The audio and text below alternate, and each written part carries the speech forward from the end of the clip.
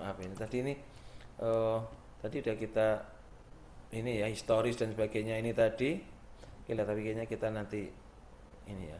Mungkin ini dari ini tadi histori dari Sustainable Development mulai dari Rahel Carson yang membuat buku Silent Spring dan seterusnya ya. Ini sampai Kopi Tin yang tadi saya cerita, kebetulan saya hadir di situ. Kemudian ini yang narasinya dan ini kita mencoba menjodohkan antara MDGs dan SDGs ya. Dan ini memang SDGs itu adalah improvement dari MDGs gitu. Jadi SDGs ini lebih komprehensif, disusun dengan melibatkan lebih banyak negara dengan tujuan yang universal untuk negara maju dan berkembang. Kemudian memperluas sumber pendanaan selain dari bantuan negara maju juga sumber dari swasta ya. Kemudian menekankan pada HAM ya, hak asasi manusia agar diskriminasi tidak terjadi dalam penanggulangan kemiskinan dalam segala dimensinya. Kemudian bersifat inklusif ya, secara spesifik menyasar pada kelompok rentan, no one left behind. Kemudian pelibatan seluruh pemangku kepentingan mulai dari pemerintah dan parlemen ya, filantropi dan pelaku usaha, pakar dan akademisi serta organisasi kemasyarakatan dan media. Kemudian MDGs hanya menyajikan pengurangan setengah, sedangkan SDGs menyajikan menuntaskan seluruh tujuan ya, zero goals. SDGs tidak hanya memuat tujuan tapi juga sarana pelaksana. Nah ini nah ini kalau coba kita bagi ya, kelompokkan ini pilar yang pembangunan sosial itu kan yang nomor 1, nomor 2, nomor 3, 4, 5 itu. Kemudian pilar pembangunan ekonomi yang nomor 7, 8, 9, 10, 17. Kemudian pilar pembangunan lingkungan itu 6 ya, clean water sanitation, ada sustainable cities and communities, ada responsible consumption and production, ada climate action, ada life below water and life on land ya. Kemudian ada pilar pembangunan hukum dan tata kelola, itu peace, justice and strong institution ya. Jadi ini adalah kalau kita coba implementasi di Indonesia, kita kelompokkan menjadi pilar-pilar ini. Nah kemudian ini goals related to management program ya. Saya pikir ini kalau bidang kita di sini teman-teman yang bidang belajar manajemen, mungkin goal yang pertama ini sangat relate ya, no poverty, kemudian ya ada economic growth, kemudian ada responsible consumption and production ini dan ini ya. Mungkin juga bisa dikaitkan dengan goal yang lainnya, tetapi yang mungkin punya strong relationship ini mungkin ya ini kan itu. Kemudian nah ini kita akan masuk lebih dalam tentang sustainable development ya. Jadi kalau kita bicara mengenai sustainable development itu kan atau pembangunan berkelanjutan, secara sederhananya itu adalah pembangunan yang mana memenuhi kebutuhan saat ini, tetapi kita juga tetap memperhatikan agar generasi yang akan datang itu tetap bisa memenuhi kebutuhannya. Jadi sebenarnya definisi intinya itu. Jadi bagaimana kita bisa pembangunan itu memenuhi kebutuhan generasi saat ini, tetapi kita tidak mengabaikan atau kita tetap memperhatikan, memprioritaskan pada generasi yang akan datang itu dia bisa memenuhi kebutuhannya. Sebenarnya itu sih ininya sustainable development itu. Nah nanti tinggal akan kita tinjau dari berbagai sisi ya, berbagai sisi. Ada 3 pilar ya. Tentunya masih ingat pilar apa saja yang ini? Masih pada ingat? Sustainable development itu ada 3 pilar. Pilar apa saja yang mungkin people, bisa kita lihat kan ada triple bottom line ya, triple bottom line atau 3P ya, people, planet and profit ya. Atau kalau kita melihat adalah dari aspek pertama adalah ekonomi, environment and sosial ya, itu bisa seperti itu.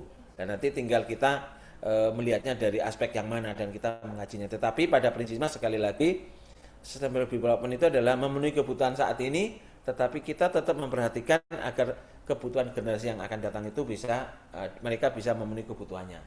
Jadi misalkan kemarin sempat bercerita kalau nggak salah waktu itu ya, misalkan tentang pukat harimau ya, waktu itu masih ingat ya, di tempatnya Mas Ridwan ya, di Pati sana atau daerah saya menggunakan pukat harimau itu. Nah ini memang menyasar semua kan itu. Ya anak-anaknya ikan dihabisi semua. Tapi kalau nggak pakai itu nggak bisa makan. Gitu. Sehingga kondisinya ya itu tetap berjalan sampai saat ini kan itu. Entah sampai kapan kan itu. Dan seterusnya ini.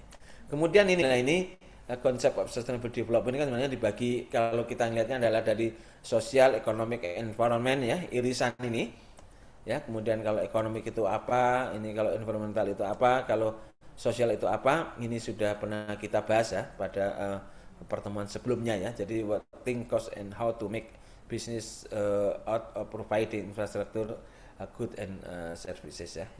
Intinya itu ekonomi tetap jalan, lingkungan tetap diperhatikan, dan untuk sosial, how those things serve the needs and quality of life of people and their communities kan itu. Ini kalau kita lihat ekonomi, sosial, and environment. Tapi sebenarnya nanti triple bottom line itu juga sama kan itu. Dan nanti kita akan coba pendekatannya.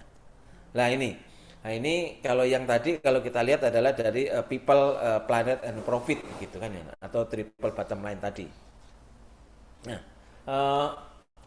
kita lihat ini jadi masuk di sini kalau tadi masih prolog. Jadi harapan kita ya, jadi dari kita mempelajari pertemuan hari ini itu saudara nanti sudah bisa memahami dan menjelaskan ya konsep pembangunan berkelanjutan dalam konteks manajemen ya, dalam bidang ilmu saudara ini. Kemudian bagaimana kita menghubungkan ya, bagaimana SDGs menjadi kerangka strategis bagi CSR yang kemarin sudah kita presentasikan. Saudara sudah membuat proposal, kemudian selalu saya sampaikan, mungkin kebanyakan yang disampaikan oleh beberapa teman-teman yang praktisi juga yang sudah kerja ya, Mas Alfian kemarin, Mas Ridwan, kemudian Mas Andi, bahwa ini membuat CSR itu ya kadang-kadang ya nggak memikir sejauh itu. Kadang-kadang itu hanya filantropi saja, kegiatan amal saja. Ya sudah, pokoknya ada keuntungan misalkan plus minus 3% dari perusahaan, dari net profit, udah didistribusikan untuk membagi itu tanpa menghubungkan dengan isu-isu SDGs. Ya, ini banyak yang kayak gitu. Nah, karena kita belajar ini, maka kita mengajak bahwa nanti kalau saudara membuat program itu, maka hubungkan dengan SDGs. Maka saudara kemarin sudah membuat ya, proposalnya udah dicoba dihubungkan ini.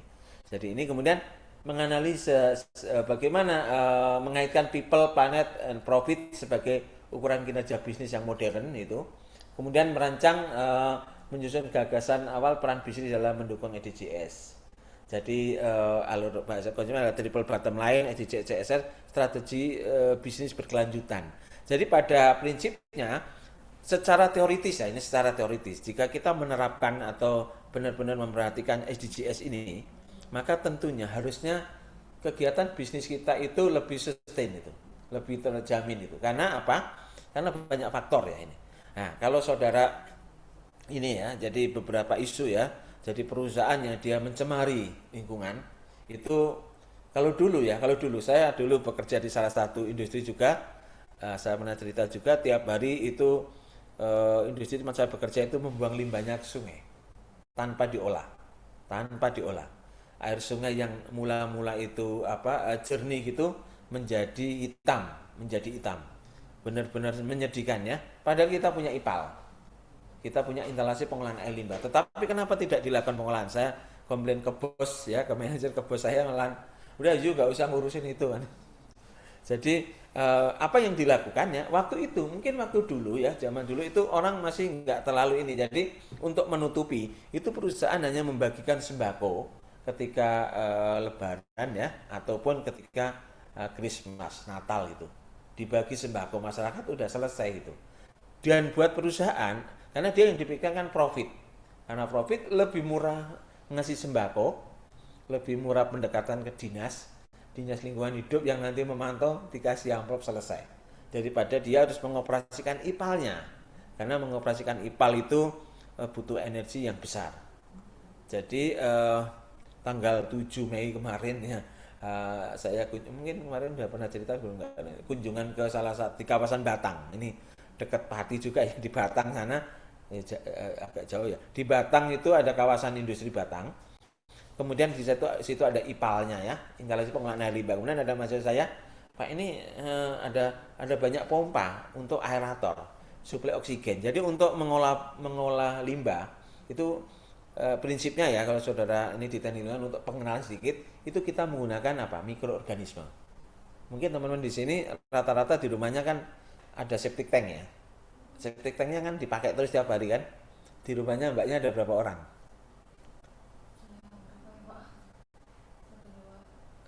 lupa keluarganya ada berapa? Beberapa sih Pak. Ada beberapa ya. Penuh nggak septic tanknya? Kan tiap hari kan ya mandi juga kan, BAB macam-macam ya, buang kotoran. Septic tanknya kan nggak penuh-penuh kan? Iya. Nggak penuh-penuh. Itu kenapa? Itu nggak ada mikroorganisme, ada bakteri di situ. Ada mikroorganisme yang dia kebesaran Allah SWT menciptakan mikroorganisme yang tidak bisa dilihat oleh mata, tetapi itulah yang menguraikan limbah kita, menguraikan tinja kita, ya. Jadi itu akhirnya apa? Ya habis terus dimakan lah ibaratnya gitu. Bakteri itu. Nah bakterinya kalau kita septic tank itu kan anaerobik. Anaerobik artinya dia tidak menggunakan oksigen, tidak memerlukan oksigen. Dalam bekerja bakteri itu ada yang butuh oksigen, ada yang tidak. Kalau kita kan butuh oksigen semuanya. Bakteri beda, itulah kebesaran Allah SWT. Ketika kita belajar mikroorganisme, itu ada mikroorganisme yang dia justru tidak butuh oksigen. Nah itu yang tinggal di septic tank itu. Nah itu yang menguraikan. Nah di kawasan industri biasanya sebagian besar itu aerobik. Aerobik itu berarti dia menggunakan oksigen, memerlukan oksigen. Harus ada suplai oksigen. Nah, saya kebetulan mengerjakan SLF, sertifikat layak fungsi di banyak tempat ya, di Pakuwon Mall, di Amplas, di Hotel Ispak, di banyak ini di Jogja banyak saya mengerjakan. Rata-rata itu pengolahan limbahnya itu menggunakan aerobik. Berarti dia butuh aerator. Berarti butuh suplai oksigen. Nah, ini yang pengen saya sampaikan. Ilustrasinya adalah kemarin saya nunjukin mahasiswa saya ajak ngitung aja Pak, kita hitung satu Mas atau Mbak ini. Hitung kebutuhan listriknya, biaya listrik untuk satu aerator di kawasan industri Batang ya itu. Nah ini hitung dengan melihat spek dari pompanya, spek dari ini, kemudian dilihat jadi satu pompa itu biaya listriknya satu aerator itu 2,5 juta, 2 jutaan. Nah di situ ada 20. Nah itu udah 40 juta baru dari aeratornya saja yang mensuplai oksigen untuk bakteri. Sehingga apa yang terjadi di ini banyak tempat itu industri yang dia tidak mengoperasikan IPAL-nya. Tapi dia harus punya IPAL. Kenapa? Karena ketika dia mendirikan itu, maka cara perizinan macam-macam harus ada. Ada namanya, pernah dengar AMDAL ya? Mungkin kalau teman-teman yang kerja ini, Mas Ridwan, Mas Andi, ini sudah biasa ya, Mas Latif ya, Latif Rahmato ini. Nah, saudara pernah atau pernah ikut bahkan, pernah ngerjakan. Yang Latif siapa? Di sini nggak ada ya. Udah kerja. Kalau Latif ini belum atau fresh juga ya? Fresh juga ya ini. Mas Alfian nggak kelihatan ya, Mas Alfian ya.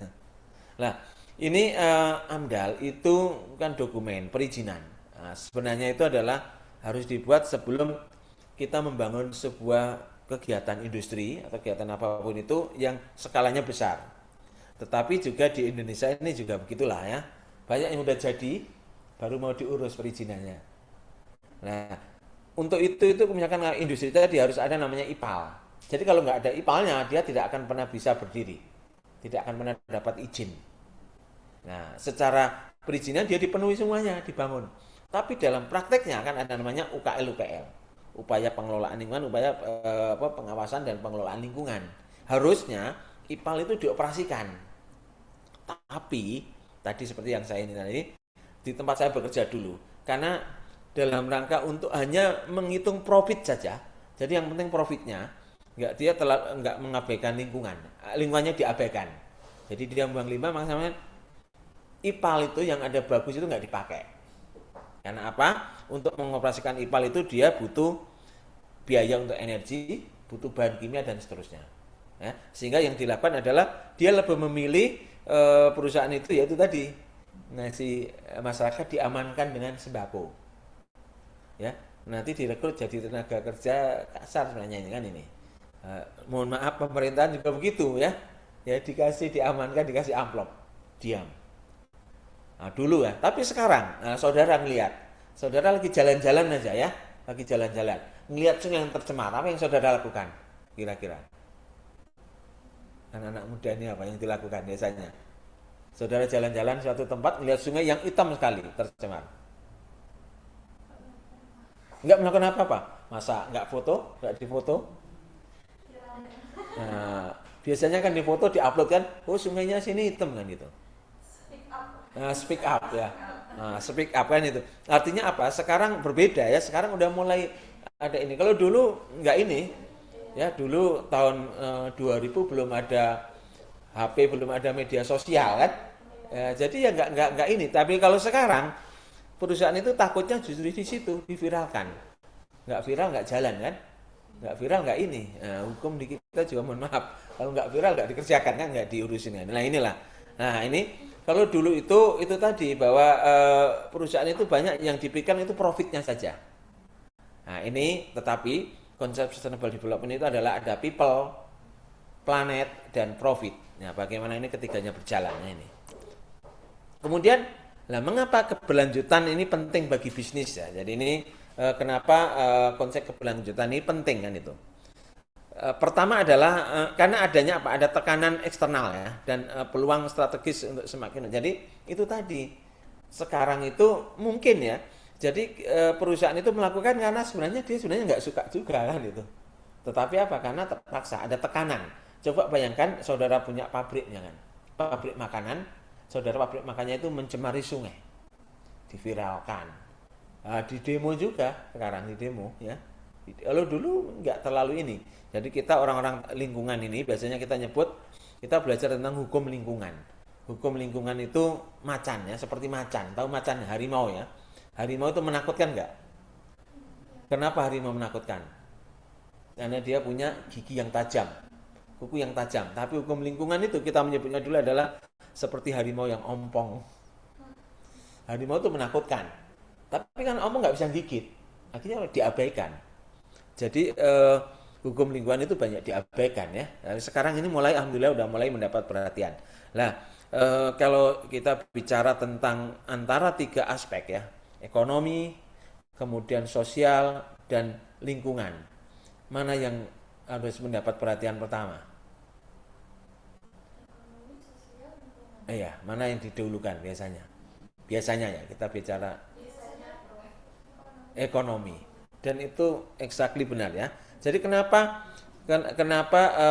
banyak kalau saudara ngelihat HP ini kan made in mana? Made in China.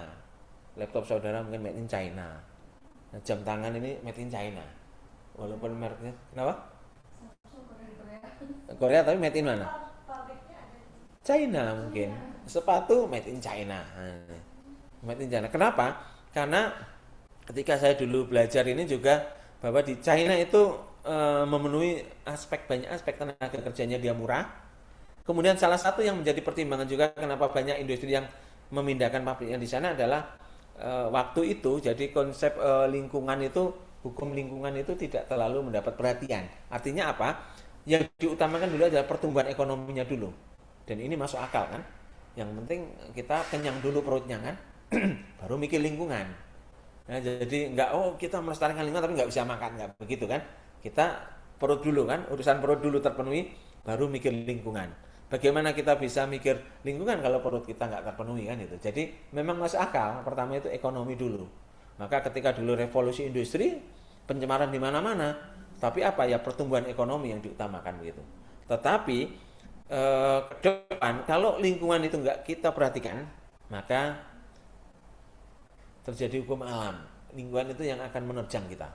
Saudara tentunya masih ingat beberapa waktu yang lalu ada banjir bandang yang luar biasa besar di mana? Di Aceh, Medan ya. Nah, dan di Padang itu kan banyak korbannya kan.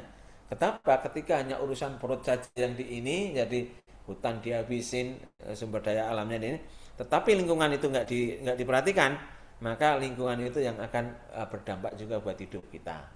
Dan di perkotaan, misalkan perkotaan, saudara ada industri, udaranya nggak diperhatikan, penyemaran udara akan kembali ke kita juga. Mungkin kita ekonominya bagus, tapi banyak yang ISPA, ya, kesehatan banyak yang meninggal mungkin karena penyakit pernapasan, sehingga itu tetap harus diperhatikan gitu.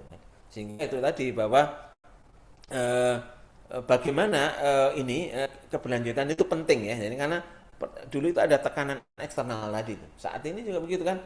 Ini diviralkan. Kemudian ya macam-macam ya ini. Kemudian ini ada risiko reputasi. Nah, ketika misalkan saudara punya pabrik makanan, buang limbah diviralkan, reputasi jatuh. Pabrik ini nggak ramah lingkungan, mencemari, jangan beli di situ, boikot. Nah, itu akan berbahaya buat perusahaan kita.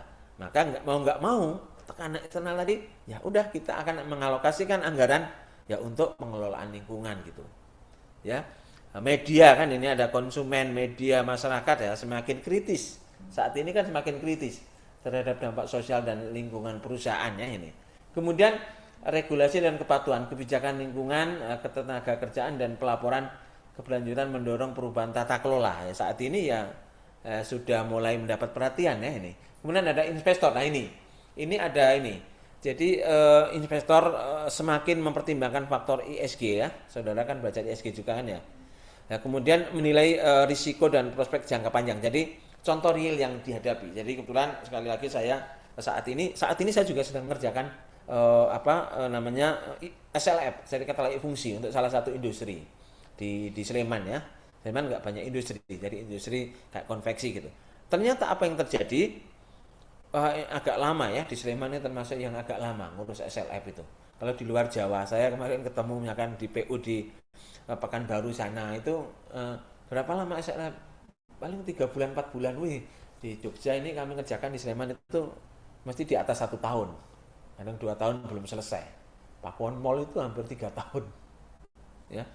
SGI juga lama. Ini saat ini sedang mengerjakan salah satu tekstil ya, yang ada di Sleman Utara sana. Nah, saking capeknya gitu, manajemen itu kalau Pak Eko, ini bukan karena tuntutan dari ini namanya. Jadi kayak misalkan ini, saya sebut aja SGI ya, Sport Club Indonesia. Dia itu kan memproduksi apa? Sarung tangan olahraga. Kalau pernah ke sana, nah, yang di Randon sana ya, kan ada 2 ya, yang di Randon dekat Jodanis, satunya di Randon, yang besar kan di Randon sana itu. Nah itu menyampaikan karena ini lama ngurusnya. Kalau bukan karena tuntutan dari ini tenan.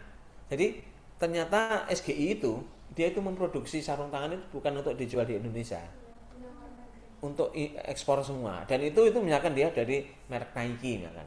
Nike, ada merek Wimbledon itu dia yang ini. Dan mereka itu tenan itu menuntut bagaimana dengan pengelolaan lingkungannya, apakah SGI sudah menerapkan ini.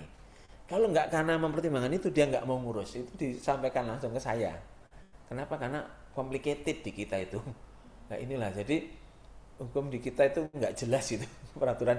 Mohon maaf ini saya sampaikan ya, karena memang kondisinya begitu. Sampai saat ini pun kalau kita misalkan ngurus namanya di tempat Mas Andi ini ada misalkan di sana ya di Sorowako ngurus ada pertek ya, perizinan teknik ya. Wah itu perteknya itu tekniknya itu sebenarnya gampang sekali. Yang tidak gampang nanti sidangnya, peraturannya ketemu macam-macam. Wah itu yang sampai kita pusing gitu. Ngurusi gitunya itu yang kita nggak sabar. Saya nggak tahu sampai kapan negara kita itu akan nanti bisa bagus. Harapannya dari generasi muda ini, saudara-saudara nanti memegang kebijakan kemudian jadi orang baik. Karena negara kita bukan kekurangan orang pintar, tapi berharap orang baiknya ini bertambah, khususnya orang baik yang mempunyai posisi-posisi penting. Nah ini investor ini menentukan sekali, khususnya investor yang dia melek dengan ini, dia aware. Maka tadi kayak ini Pakuwon Mall, tenan-tenannya yang menuntut, ya tenan yang ada afiliasi dengan luar negeri. Ada ininya enggak, SLF-nya ada enggak? Maka mereka harus bayar mahal, harus dilakukan. Karena apa? Tuntutan tenan. Kalau enggak itu dia enggak akan mau. Ya, jadi termasuk kayak SGI tadi, dia menerima dari Nike, dia nggak mau kalau nggak ada izin, maka dia mengurus itu. Ya ini. Jadi di sini saya sampaikan ini keberlanjutan bukan hanya biaya tambahan semata. Jadi ini kita ada biaya tadi ngurus ini macam-macam ini bukan ya, tetapi cara perusahaan menjaga legitimasi justru kalau ada inovasi masuk efisiensi, justru dia akan lebih hemat sebenarnya itu. Mungkin pernah dengar ini nggak? Mungkin nggak tahu di tempat Mas Andi menjalankan cleaner production, Mas Ridwan kan di Wika yang besar ya, menjalankan konsep cleaner production nggak ya? Lean production, Mbak. Iya cleaner production ya, menjalankan Clean atau lean? clean.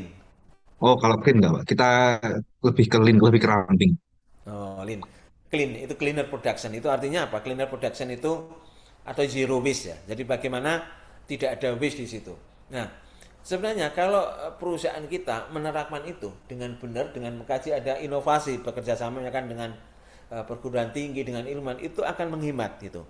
Kenapa? Jadi yang jadi limbah itu menjadi zero, bahkan istilahnya kan zero waste ya.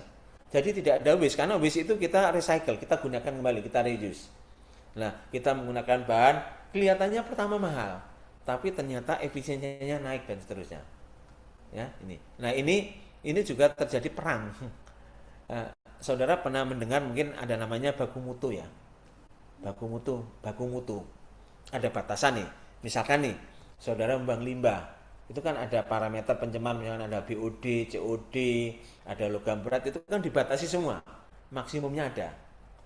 Nah, ini juga ternyata itu perang antar perusahaan itu juga ini. Jadi perusahaan saya masih ingat betul dulu ketika di Jawa Timur itu perusahaan yang dia punya alat yang bagus, dia menuntut agar pemerintah membuat kebijakan yang kebijakannya itu ketat. Kira-kira kenapa? Kok kebijakannya dia minta kebijakannya itu ketat? Biasanya kan perusahaan kan mintanya kebijakannya jangan ketat-ketat gitu. Nah, kira-kira kenapa ini? Mungkin ini ada yang bisa ini kita diskusi ini. Ini realita, ini yang saya temui. Saya pertama kaget waktu itu, tapi ternyata ya ini. Kenapa kok perusahaan itu membuat kebijakan ketat? Minta ya, perusahaan itu dia usul kan saya kan keliling di Jawa Timur itu perusahaan yang bergerak waktu itu saya di bidang MSG ya, micin, tahu micin ya. Nah, ada Sasa ya, ada Jedang, ada macam-macam itu bumbu masak itu. Nah, perusahaan yang dia sudah punya IPAL yang bagus, yang ininya bagus, dia minta menuntut dengan dalih lingkungan harus dilindungi.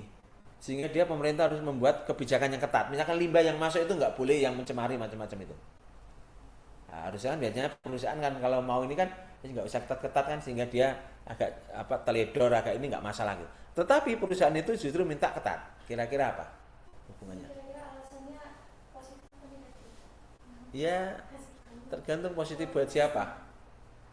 Kalau perusahaan itu prinsipnya kan kayak saudara orang ekonomi prinsipnya kan profit kan gitu. Nah kalau kayak gitu gimana? Kira-kira analisisnya apa? Ini terjadi. Mempertahankan ini keunggulannya. Mempertahankan keunggulannya. Sudah disepelekan gitu kan. Ini lagi apa? Terus berlanjut sih Pak, biar perusahaannya terus berlanjut. Bulannya terus lanjut. Kalau dia kebijakan negara itu buang limbahnya harus ketat kan, berarti dia justru terancam nanti. Kalau dia nggak memenuhi limbahnya, nggak memenuhi standar, dia akan ditutup gitu. Jadi maksudnya begini, ada pencemar, ya kan dalam satu botol inilah ya, gampangannya.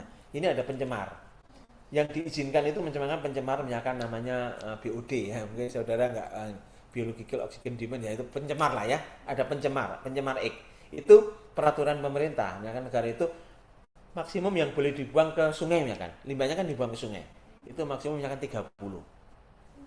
Nah ini, kalau itu dibuat kira-kira 10, maksimum 10, kan perusahaan harus mengolah limbahnya lebih ketat kan? Artinya dia kan mengeluarkan biaya lebih kan ya? Berarti sebenarnya secara ini kan harusnya perusahaan itu pengen negara nggak usah membuat kebijakan yang ketat-ketat gitu kan ya? Tapi kenapa ini minta yang ketat? Di dekat daerah sungai itu atau aliran itu apa ada beberapa industri? Ada. Nah, ayo hubungan tadi. Alasan positif negatifnya pasti ada sisi suuzonnya. Iya, di sisi udahnya gimana? Sisi suuzonnya tuh biar kalau misalnya mereka yang perusahaan yang menuntut ini membuang limbahnya melanggar aturan, itu tuh nggak ketahuan karena perusahaan lain mungkin nggak membuang. Oh gitu. Kalau sekarang dengan ilmu kita bisa gampang itu didetek, pasti ketahuan. Nggak mungkin nggak ketahuan, itu mudah buat kita orang tekniknya sangat mudah untuk mengetahui ada 100 perusahaan ini buang limbahnya kita bisa detek satu persatu. Nah, kira-kira apa? Kira-kira apa ini, Mas Andi? Ayo biar ini Mas Andi berpendapat nih. Kira-kira apa nih? Orang atau Mas Ridwan nanti orang yang pengalaman di lapangan ini. Ini saya dapat itu, ini menarik ini. Nah, ternyata apa kira-kira ini? Izin Mbak, mungkin Iya. diulang lagi Mbak masalah baku mutu tadi Mbak. Jadi Maksudnya tadi baku mutu. ikan ada ini. Waktu itu saya kan saya bekerja ini di tim ya, itu akan membuat baku mutu. Baku mutu untuk limbah industri tiap kegiatan industri itu baku mutunya beda-beda. Jadi pabrik makanan, nanti pabrik kulit itu beda-beda. Nah ini, nah baku mutu itu kita akan menetapkan angka berapa di situ. Nah ini saya di hire oleh ibaratnya konsultannya pemerintah. Pemerintah di Jawa Timur akan membuat peraturan daerah yang menetapkan tentang batasan maksimum yang boleh dibuang lah gitu, limbah yang boleh dibuang. Nah, secara teoritis harusnya kan perusahaan itu menuntut agar jangan ketat-ketat gitu kan ya, jangan ketat-ketat. Nah, tapi justru ini ada satu perusahaan yang dia pengen ketat. Pokoknya ini harus ketat. Ini yang ada itu masih kurang ketat itu diketati lagi itu. Nah, kira-kira apa motifnya ini? Sebetulnya kalau saya melihatnya gini, Pak, kemungkinan si perusahaan ini memiliki resource untuk memenuhi standar itu, sehingga nantinya dia berharap bisa menjadi dia bisa menghilangkan kompetitor gitu. Nah, itu kan seperti dia buat pasar sendiri ya, kurang lebih seperti itu mungkin, Pak. Benar sekali, Mas Andi. Jadi antar perusahaan itu dia pengen membunuh yang lain. Karena dia sudah punya resources yang bagus itu, maka dia aturan yang ada itu dianggap itu diketati lagi gitu. Ya, ketika itu diketati lagi, maka apa? Kompetitornya kan ini pabrik micin banyak itu. Waktu itu ini tentang micin ya, tentang micin ini langsung spesifik ini. Waktu saya ikut proyek itu tentang micin, membuat kebijakan tentang limbah micin yang boleh dibuang ke badan air penerima. Nah, salah satu pabrik yang sudah mapan ini dia minta diperketat itu. Kalau ini kita turuti, pemerintah yang ngikuti ini, mati yang lain. Kompetitornya tadi, karena Mas Andi tadi, karena beberapa pabrik yang kecil-kecil, dia belum bisa memenuhi itu. Nah, itu yang terjadi juga. Itu dia tadi, dia butuh, dia itu intinya, kenapa? Tetap unggul dia, dan dia akan mematikan yang lain. Sehingga kita sebagai pembuat kebijakan, ketika waktu itu saya bekerja untuk konsultan itu, ya tidak serta-merta dipenuhi. Kita harus sebab idealnya kan semakin ketat kebijakan itu kan semakin bagus. Tetapi itu tadi ekonomi juga harus dipikirkan. Lingkungan dipikirkan, ekonomi dipikirkan. Kalau itu nanti ada satu perusahaan memenuhi, yang 9 lainnya itu nggak memenuhi, apa yang terjadi? Tutup dia kan ini PHK sosial. Nah, macam-macam itu ya. Jadi itulah. Jadi bergerak itu menyakan kita yang ini di bidang lingkungan itu yang dipikirkan itu bukan hanya pokoknya ketat aja kan itu, tetapi harus melihat semua aspek tadi ya ini. Nah itu yang terjadi di situ. Jadi ini sekali lagi kalau kembali ini seringnya itu karena ya itu tadi ya karena ada tuntutan ya. Jadi ini harus ada misalkan perizinan SLF sertifikat layak fungsi itu yang dia harus bayar ya, bayar nguji macam ribet itu kan karena tuntutan dari investor ya itu tadi. Jadi ini kemudian sehingga keberlanjutan bukan hanya biaya tapi ini jika ini lah ini tadi kalau misalkan konsep cleaner production itu diterapkan ya ini maka sebenarnya itu bisa lebih efisien perusahaan itu. Kelihatannya dia lebih mahal mengolah ini tapi kan diambil lagi misalnya nih sebagai contoh Pertamina ya, ini kita bicara Pertamina yang pernah kita riset, saya pernah riset di situ. Ada selat itu lumpur ya. Pertamina itu memproduksi, dia akan menghasilkan lumpur. Lumpurnya itu kategori B3, bahan beracun berbahaya kan. Nah itu tidak boleh dibuang di lingkungan, tidak boleh, harus dikelola. Dikelola biasanya dia bekerja sama dengan pihak ketiga. Nah 1 ton lumpur itu bayarnya untuk mengolah itu kalau sekarang udah di atas 2 juta Pak. Waktu itu 1.200.000-an. Jadi yang terjadi ini bicara kita karena ini saudara orang manajemen ya ini ada orang lapangan Mas Andi backgroundnya sipil mungkin Mas Ridwan Mas Andi pertanian ya Mas Andi dulu ya Mas Andi kalau nggak salah Saya ekonomi, Pak. apa Ekonomi juga, Pak. ekonomi yang pertanian kemarin ini ya siapa yang sawit kemarin kan Mas Alfian ya nah ini apa tadi saya pengen bicara apa ya menyampaikan apa ya tadi saya mau ngomong apa kok lupa tadi ya mau ngomong apa ya tadi saya menjelaskan apa ya ini tadi ya aduh membahas lumpur ya ini lumpur ini lumpur Pertamina akhirnya apa Pertamina industri bekerja sama dengan kami, dengan UII. Kampus kami teknik lingkungan punya laboratorium. Lumpur itu yang harusnya itu dia kan selama ini dikirim ke pihak ketiga. 1 tonnya itu bayar 1.250.000. Lumpurnya jangan dihitung cuma 1 ton, 2 ton, itu ratusan ton. Ratusan ton. Jadi waktu itu bekerja sama dengan kami di prodi di jurusan itu mengirimkan 200 ton lumpur. Nah, saudara hitung, orang ekonomi kan, orang manajemen cepat ngitung duit. 1.250.000 kali 200. Nah, itu berapa duit itu? 1.250 kali 200 itu kan banyak. 1.250 kali 250 juta. 1 ton itu 1.250. Nah, berarti kan itu tadi 250 juta ya. 250 juta itu dikirimkan untuk ngolah limbahnya yang berupa lumpur saja. Ya. Dia bekerja sama. Kemudian karena dia ada tim manajemen, tim dari teknisnya itu yang punya sense of research itu, dia ngubungi kami di teknik lingkungan. Punya ini enggak? Karena kenal juga, oh bisa ini, kita jadikan produk. Jadi kami di teknik lingkungan kami membuat riset dulu. Saya misalkan ini, skripsi mahasiswa. Jadi dari lumpurnya itu kita jadikan apa? Jadikan panel board ini. Ini buat apa? Paving block, tahu paving ya? Genteng ya, bahan itu untuk campuran. Kita membuat produk, kemudian kita uji di laboratorium, aman, diuji TCLP. Nah, TCLP saudara nggak perlu tahu ya, TCLP itu toxicity, karakteristik, leaching prosedur. Jadi pengujian untuk agar produk itu dinyatakan aman, ya, dari limbah dari macam-macam itu. Nah itu udah kita uji semua aman. Karena sudah aman semua, apa yang terjadi? Pertamina ngirim 200 ton ke Jogja. Biayanya cuma 250.000 per tonnya. Hanya biaya pengangkutan. Berarti Pertamina kan hemat berapa? 1 juta per ton kan? Berarti dia dari limbah itu yang sekali kirim itu, ini sekarang kirim itu hemat 200 juta. Ya, 200 juta karena 50 juta harus untuk angkutnya. Apa yang terjadi? Yang terjadi adalah kami disemprit. Kami harus presentasi di kementerian. Kenapa ini melakukan kayak gini? Kenapa limbahnya nggak dikirim? Apa? Perusahaan yang mengolah limbah Pertamina tadi bengok, kok nggak dikirim nih? Kan dia punya penghasilan dari situ. Apa yang terjadi? Ya kita dengan UI ini udah jadi produk. Kami gandeng industri. Nah di Jogja kan ada pabrik keramik ya, ada ini. Seneng mereka, produknya bagus. Dari riset dilanjutkan ke industri, udah jalan kan riset industri ini.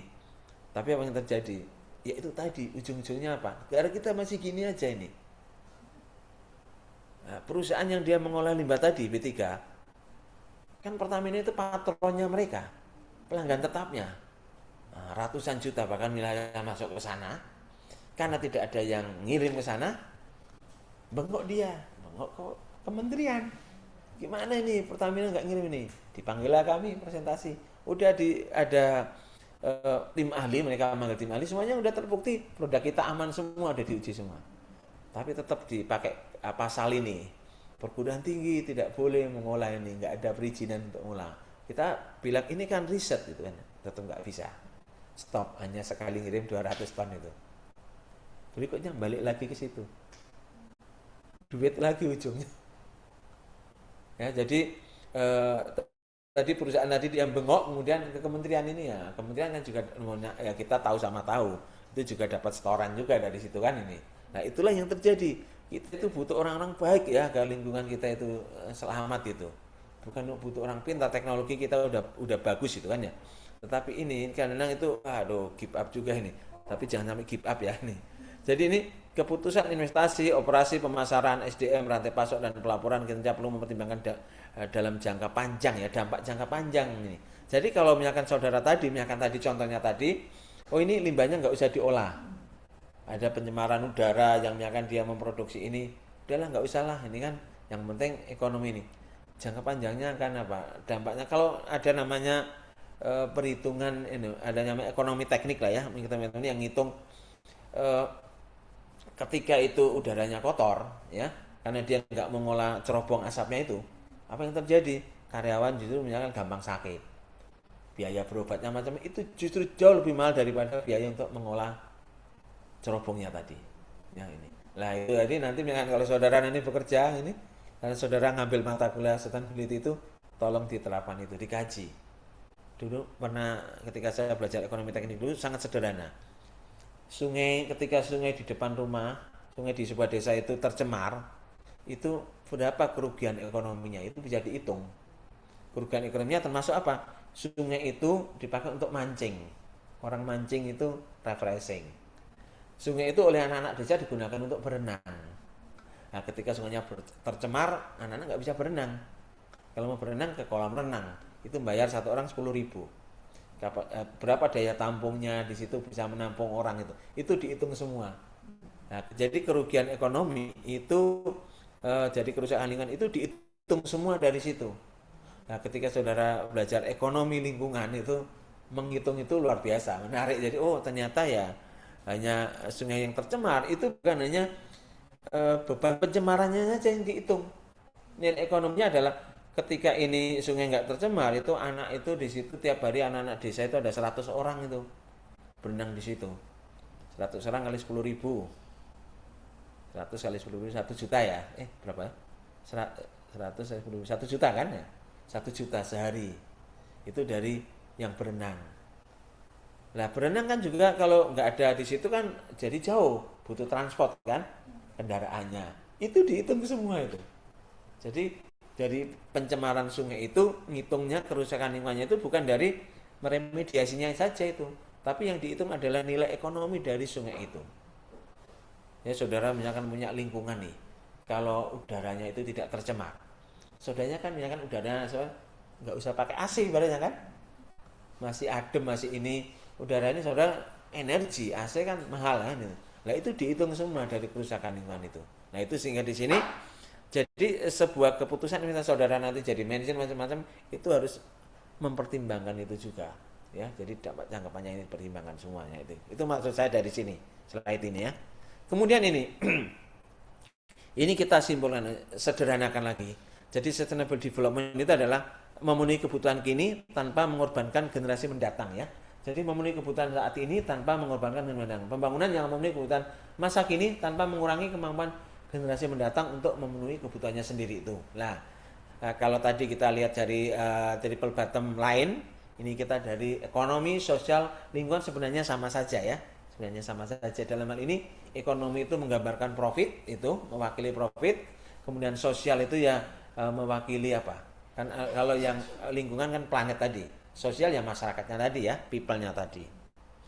Dalam manajemen ya keberlanjutan berarti menciptakan nilai ekonomi dengan tetap menjaga keadilan sosial dan daya dukung ekologi ini. Ya pertanyaan kunci ini kita diskusi lagi nih.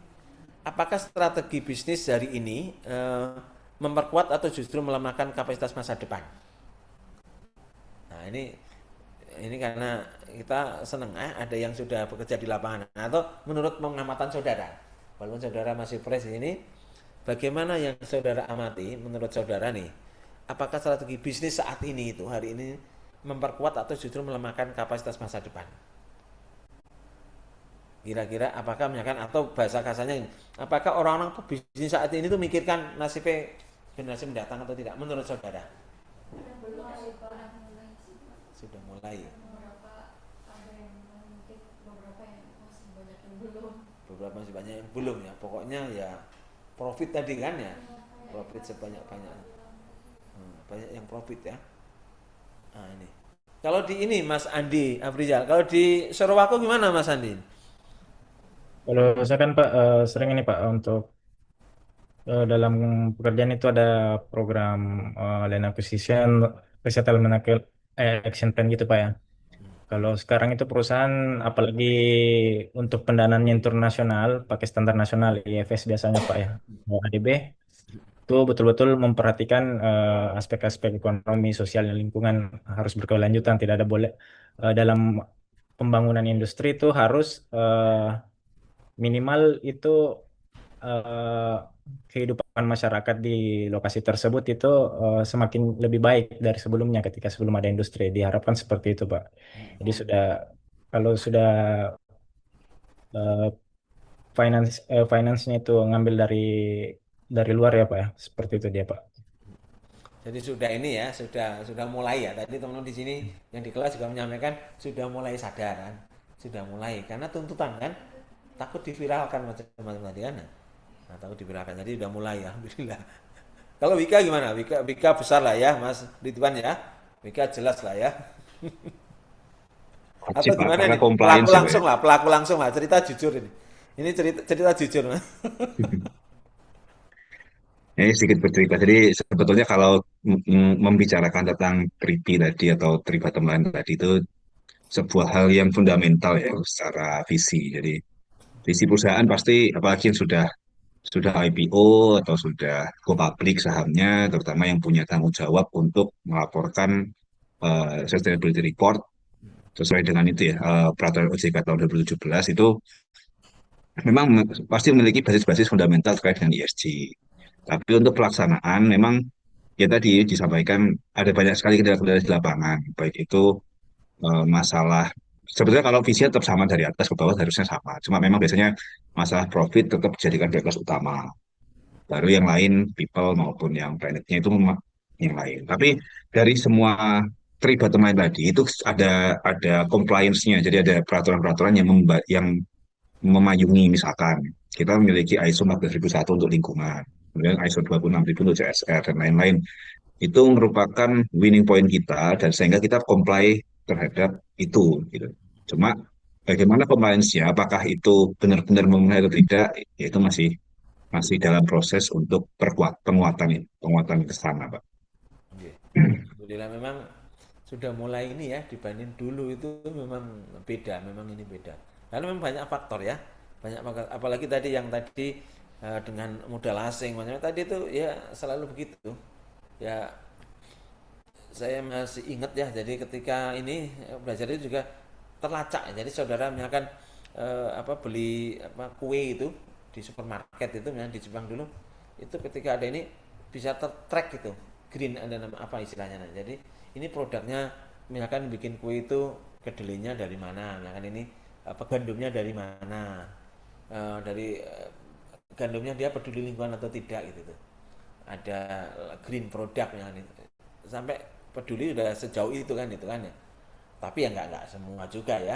Tadi itu saya ketika pada saat saya pernah di Shanghai itu ya udaranya kotor juga ya. Ini saya batuk ternyata ya Shanghai pencemaran juga dan nanti ya make sense kan, karena ternyata ya waktu itu ya prioritasnya ya ekonomi. Tadi sampaikan Mas Ridwan juga ya memang perusahaan ya profit kan gitu. Yang saya sampaikan kan ya wajar kan. Kita masa memikirin lingkungan, perut kita masih kosong. Sampai saat ini orang di desa saya itu juga begitu. Yang ketika bicara nelayan, kan nggak boleh kan ikan kecil-kecil itu anak-anaknya itu baby fish itu. Baby shark baby shark itu ditangkap kan nggak boleh. Nah itu baby Swiss udang-udang kecil-kecil itu tertangkap semua karena pakai pukat harimau. Tapi baby shark memang dijual. Dijual ya. Ya. Buat apa ya? Dimakan. Atau juga kalau shark itu hiu itu yang dipakai itu ininya. Yang perempuan-perempuan yang bertanggung jawab sebenarnya kerusakan itu untuk kosmetik, siripnya aja itu loh. Ikan hiu yang besar gitu kan siripnya itu untuk kosmetik bagus itu. Jadi kalau misalkan di banyak tempat di luar negeri itu nangkap hiu itu yang dipakai itu ikan hiu kan besar itu, ada siripnya yang sirip ikan itu yang dipakai itu kosmetik itu. Jadi saya pernah ikut mata kuliah tentang filsafat, pusing filsafat. Apakah benar menurut saudara bagaimana menangkap ikan hiu hanya dipakai siripnya saja? Orang lingkungan, itu nggak baik ini. Nah, orang jangan langsung menjustifikasi gitu dulu kan ya. Ini kan digunakan untuk produk kecantikan, kesehatan. Kalau yang sehat kan ini ya ini. Ikan kan bisa ini ya, ini punah ya, yang penting manusianya kan ya. Dan antropologi, jadi artinya pusatnya itu manusia lah. Kembali lagi ke sini ya, jadi ya memang ekonomi itu ya wajar gitu, prioritas pertama. Tapi kita harus ingat gitu, saya selalu menyampaikan bahwa lingkungan itu akan kembali ke kita, akan memberikan impact ke kita. Kalau saat ini semakin terasa langsung itu, semakin cepat itu, karena sudah akumulasinya udah terlalu banyak ini. Ketika saudara bayangkan, saudara tinggal di kawasan industri, pabrik, yang udaranya itu tidak ada monitoring pencemaran udara, dia tidak mau mengizinkan untuk itu. Kira-kira nyaman nggak buat saudara? Saudara punya uang banyak, tapi tiap hari segen itu, napasnya sesak, ambunnya nggak enak kan? Karena ambunnya nggak enak, udaranya rumah harus tertutup terus, pakai AC kencang, ya kan? Kita dapat uang, yang baliknya untuk energi juga baliknya. Nah itu harus nanti saudara, ketika saudara menjadi leader, menjadi manajer, tolong perhatikan itu, bahwa lingkungan itu akan kembali memberikan dampak ke kita juga, hidup kita. Our life will be influenced by our environment ya, our earth itu. Jadi ini sudah mulai lah ya, sudah much better lah ya dibanding dulu. Jadi proses, ada juga yang menghajar semua kan, ya nun sewu kadang-kadang tuwabangi semua, habis itu membersihkan lahan, yang paling gampang dibakar kan, sehingga kita kan kebakaran hutan ini kan ada dua macam, ada yang karena manusia, ada yang karena alam kan. Hutan itu juga bisa terbakar secara sendiri loh, alami, karena memang sifatnya yang panas itu, kemudian dia gampang terbakar. Tapi ada juga yang disengaja, paling gampang kan buka lahan dibakar ya. Bakar, apa yang terjadi ya, nyari murah aja kan, tapi dampaknya ISPA macam-macam, penerbangan terganggu macam-macam ini. Nah intinya itu ya, kembali ke kita. Nah kemudian prinsip-prinsip pembangunan berkelanjutan ya. Jadi prinsip yang relevan untuk pengambilan keputusan manajerial ini. Pertama adalah integrasi ya. Jadi ekonomi, sosial, dan lingkungan itu dibaca sebagai satu kesatuan. Jadi sebagai seorang manajer saudara itu keputusan three bottom line tadi, atau 3P tadi, atau yang ekonomi, sosial, and environment tadi, itu harus menjadi satu kesatuan itu. Jadi jangan hanya ya penting untung aja lah, jangan begitu ya. Sebenarnya kalau perusahaan besar saya percaya itu, tapi ini Mas Ridwan, Mas Andi, jadi banyak mungkin teman-temannya Mas Ridwan lah yang pelaku inilah ya, kontraktor kecil yang masih bangun rumah, yang rumah-rumah kecil lah ya, yang background yang sipil, dia membuka bisnis bangun rumah gitu. Itu juga banyak yang ini masih nggak terlalu peduli dengan lingkungan kan itu. Ya lahannya ya, lahan macam-macam, karena dia memang belum ini ya, jadi belum itu tadi, masih ngurusin perut lah ya. Tapi kalau perusahaan udah besar ya, dia akan ada tuntutan gitu. Nah, masalahnya yang kecil-kecil banyak itu justru ini di kita itu kan ada namanya RT RW, rencana tata ruang wilayah, DTR, ada tata ruang ya, macam-macam lah itu. Itu kan harusnya yang justru sudah jelas-jelas itu ini adalah green area, harusnya itu untuk kawasan penyerapan lah ya, catchment area. Habis saja dibabat aja. Jadi karena nggak mungkin dikembangkan perumahan skala besar itu pakai klaster. Perumahan 3 biji kan, dibangun rumah 3 biji udah disebut perumahan kan. Residen padahal rumahnya baru 3 rumah saja. Karena kalau bangun besar nggak mungkin dapat izin itu. Nah ini banyak begitu. Jadi ya rusaklah ini. Apa yang terjadi? Karena resapannya udah dibangun rumah, ditanam beton ya, harusnya kan resapan itu ditanam pohon, akar pohon itu akarnya adalah beton bertulang, ya banjir ya, ini jadi panas dan macam-macam. Ini kalau perusahaan besar memang sudah mulai ada tuntutan, tapi yang pelaku kecil itu, contohnya lagi yang saudara ngasih contoh pelaku kecil ini yang ya pengaruh gitu kan, kita masih belum pada integrasi sosial ekonomi. Kalau perusahaan besar pasti saya yakin itu sudah, karena tuntutan. Tapi yang kecil-kecil, dan yang kecil-kecil banyak loh, UMKM bisa juga. Contohnya Jogja itu banyak memproduksi bakpia, makanan mungkin nggak terlalu. Batik ada nggak batik tradisional itu di Pekalongan itu kan memproduksi menggunakan chemical, ada limbah, karena kecil-kecil belum terlalu memikirkan ini akhirnya apa ya, buang limbahnya ke sungai langsung, sungai tercemar.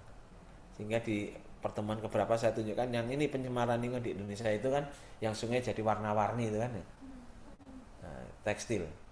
Kalau pabrik tekstil besarnya dia punya baku mutu yang dipenuhi, tapi yang kecil-kecil ini loh, yang kawasan batik gitu, buang limbahnya kan ke sungai, dia nggak punya IPAL karena secara kemampuan dia belum punya. Tapi apakah sama pemerintah akan langsung ditutup? Ya sulit. Ini kan memproduksi sesuatu kan itu. Ada tenaga kerja yang di ini ya, kebutuhan ini. Nah, ini yang memang yang harus dikelola ya. Jadi sekali lagi kalau kita bicara besar, integrasi itu gampang diucapkan gitu kan ya.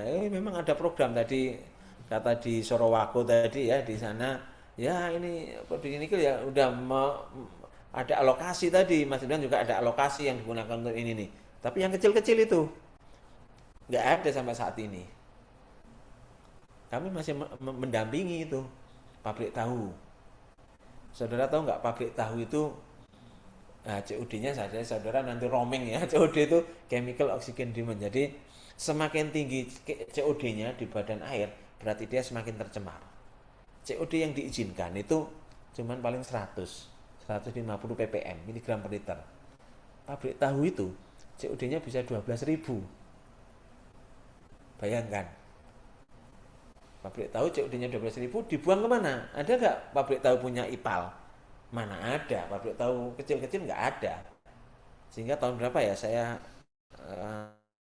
sebelum pandemi, kita 2018an mungkin ya, itu saya membantu ini PU ya, Kementerian PU itu membangunkan pengolahan air limbah pabrik tahu di Magelang. Di situ ada kawasan kawasan itu satu desa itu yang memproduksi pabrik tahu semua. Ya ada komplain masyarakat kan di Bang Sungai kan baunya itu sekali, nggak enak. Ada yang ini nggak pernah dapat pengalaman limbah pabrik tahu? Limbah pabrik tahu itu kalau nginep itu baunya nggak enak banget lah, bisa pusing orang itu. Itu COD-nya, chemical oxygen demand itu bisa 12.000, 9.000. Padahal baku mutunya cuma 150. Bayangkan pencemarannya berapa kali lipat itu. Itu terjadi. Ya, maka apa yang terjadi waktu itu saya mendesainkan ya, saya sama ngajak mahasiswa untuk ini bantu menghitungkan. Saya konsepnya gini, Mas, saya ngitung selesai kan ini bimbingan saya. Membangunkan itu sekian ratus juta, bangunkan IPAL, satu IPAL digunakan untuk semua pabrik tahu di desa itu. Jadi namanya kalau sendiri-sendiri itu berat, maka dibuat namanya itu komunal. Jadi satu IPAL dipakai bareng-bareng. Nah, kita mendesain itu. Kita gampang mendesainnya. Saya datangi ke sana, udah nggak berfungsi. Kan kita membangunkan itu biodigester itu. Jadi IPAL-nya itu nanti sekaligus menghasilkan apa? Gas metan untuk kompor penerangan itu. Konsepnya bagus sekali. Itu dana aspirasi waktu itu ini dari pusat ini. Nah, itu yang terjadi. Membangun pertama jalan itu dibangun jadi itu. Enggak ada keberlanjutannya itu. Jadi makanya dalam Islam itu terus menerus istiqomah. Istiqomah itu penting ya. Nah, dalam lingkungan juga begitu. Istiqomah itu penting.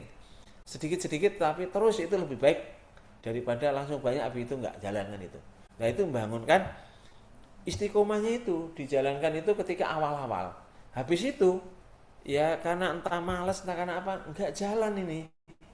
Padahal udah investasi sekian ratusan juta itu bangun ini. Nah, itu yang sekali lagi kalau kita masalah bicara lingkungan, untuk yang skala besar-besar itu mungkin malah oke. Tapi jangan lupa banyak skala kecil-kecil itu yang ada di sekitaran kita. Dan itu yang akan harus kita pikirkan. Jadi ini ya, ini konsep integrasi tadi apakah itu mudah dijalankan? Kalau skalanya besar modalnya ada itu oke. Tapi kalau yang kecil-kecil jangan dituntut. Belum bisa dia pabrik tadi batik tadi ya, skala rumah tangga memproduksi batik suruh bikin IPAL, nggak nyandak dia itu. Kemudian ini keadilan antar generasi ya, sumber daya hari ini tidak boleh merusak pilihan generasi masa depan, ini konsepnya ya. Jadi pembangunan berkelanjutan itu intinya yang menyakan inilah Mas Andi di sana mengeksplor nikel ya. Ya nikelnya ya tetap eksplornya harus ada hitungan macam-macam ya, yang jangan sampai masa depan itu nggak ada nikel lagi kan itu. Itu kalau nikel gitu. Kalau yang misalkan minyak lah ya, minyaknya dihabisin sekarang, pokoknya generasi saat ini makmur semua. Tanpa menghitung nanti 100 tahun. Bahwa paling 100 tahun udah kiamat ya. Nggak mau mikir itu ya. Ini harus itu, ada keadilan antar generasi. Ini bahasanya indah-indah ya, enak-enak diucapkan ini. Nah ini. Kalau yang pelaku lapangan Mas Ridwan senyum-senyum. Ini enak-enak, tapi ini konsepnya memang begitu. Harus saya sampaikan kan ini.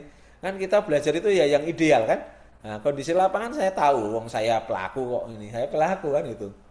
Nah, ya ini. Kemudian apa? Keadilan intragenerasi ya, manfaat dan juga pembangunan perlu dibagi secara adil ini. Kemudian kehati-hatian ya, potensi dampak serius perlu dicegah sejak awal.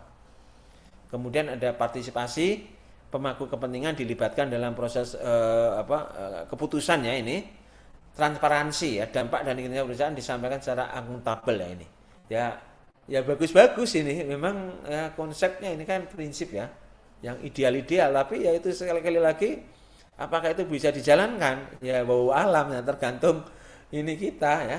Ini apakah bagaimana awareness kita ini kan, mau atau tidak kita menjalankan ya, terutama ya yang yang punya power untuk itu kan itu. Ya keadilan antar generasi itu kalau bisa ya batu bara dihabisin kan itu, jual dia entek nih kan ya. Hutannya dibabat habis kan itu untuk perusahaan saat ini, nanti ya mikir lagi kan itu. Padahal yang non renewable sources itu yang nggak bisa diperbarui kan, ya itu kan nanti habis, nggak ada lagi kan, nggak ada lagi punya minyak kita kan, sumber minyak timahnya habis ya ini, misalkan semen ya, pabrik semen ininya habis, nah, itu kan harus itu kemarin. Ini kan, ini kalau saudara lihat itu kan background saya di Zoom ini kan sedang ini. Kemarin itu nguji program profesi insinyur.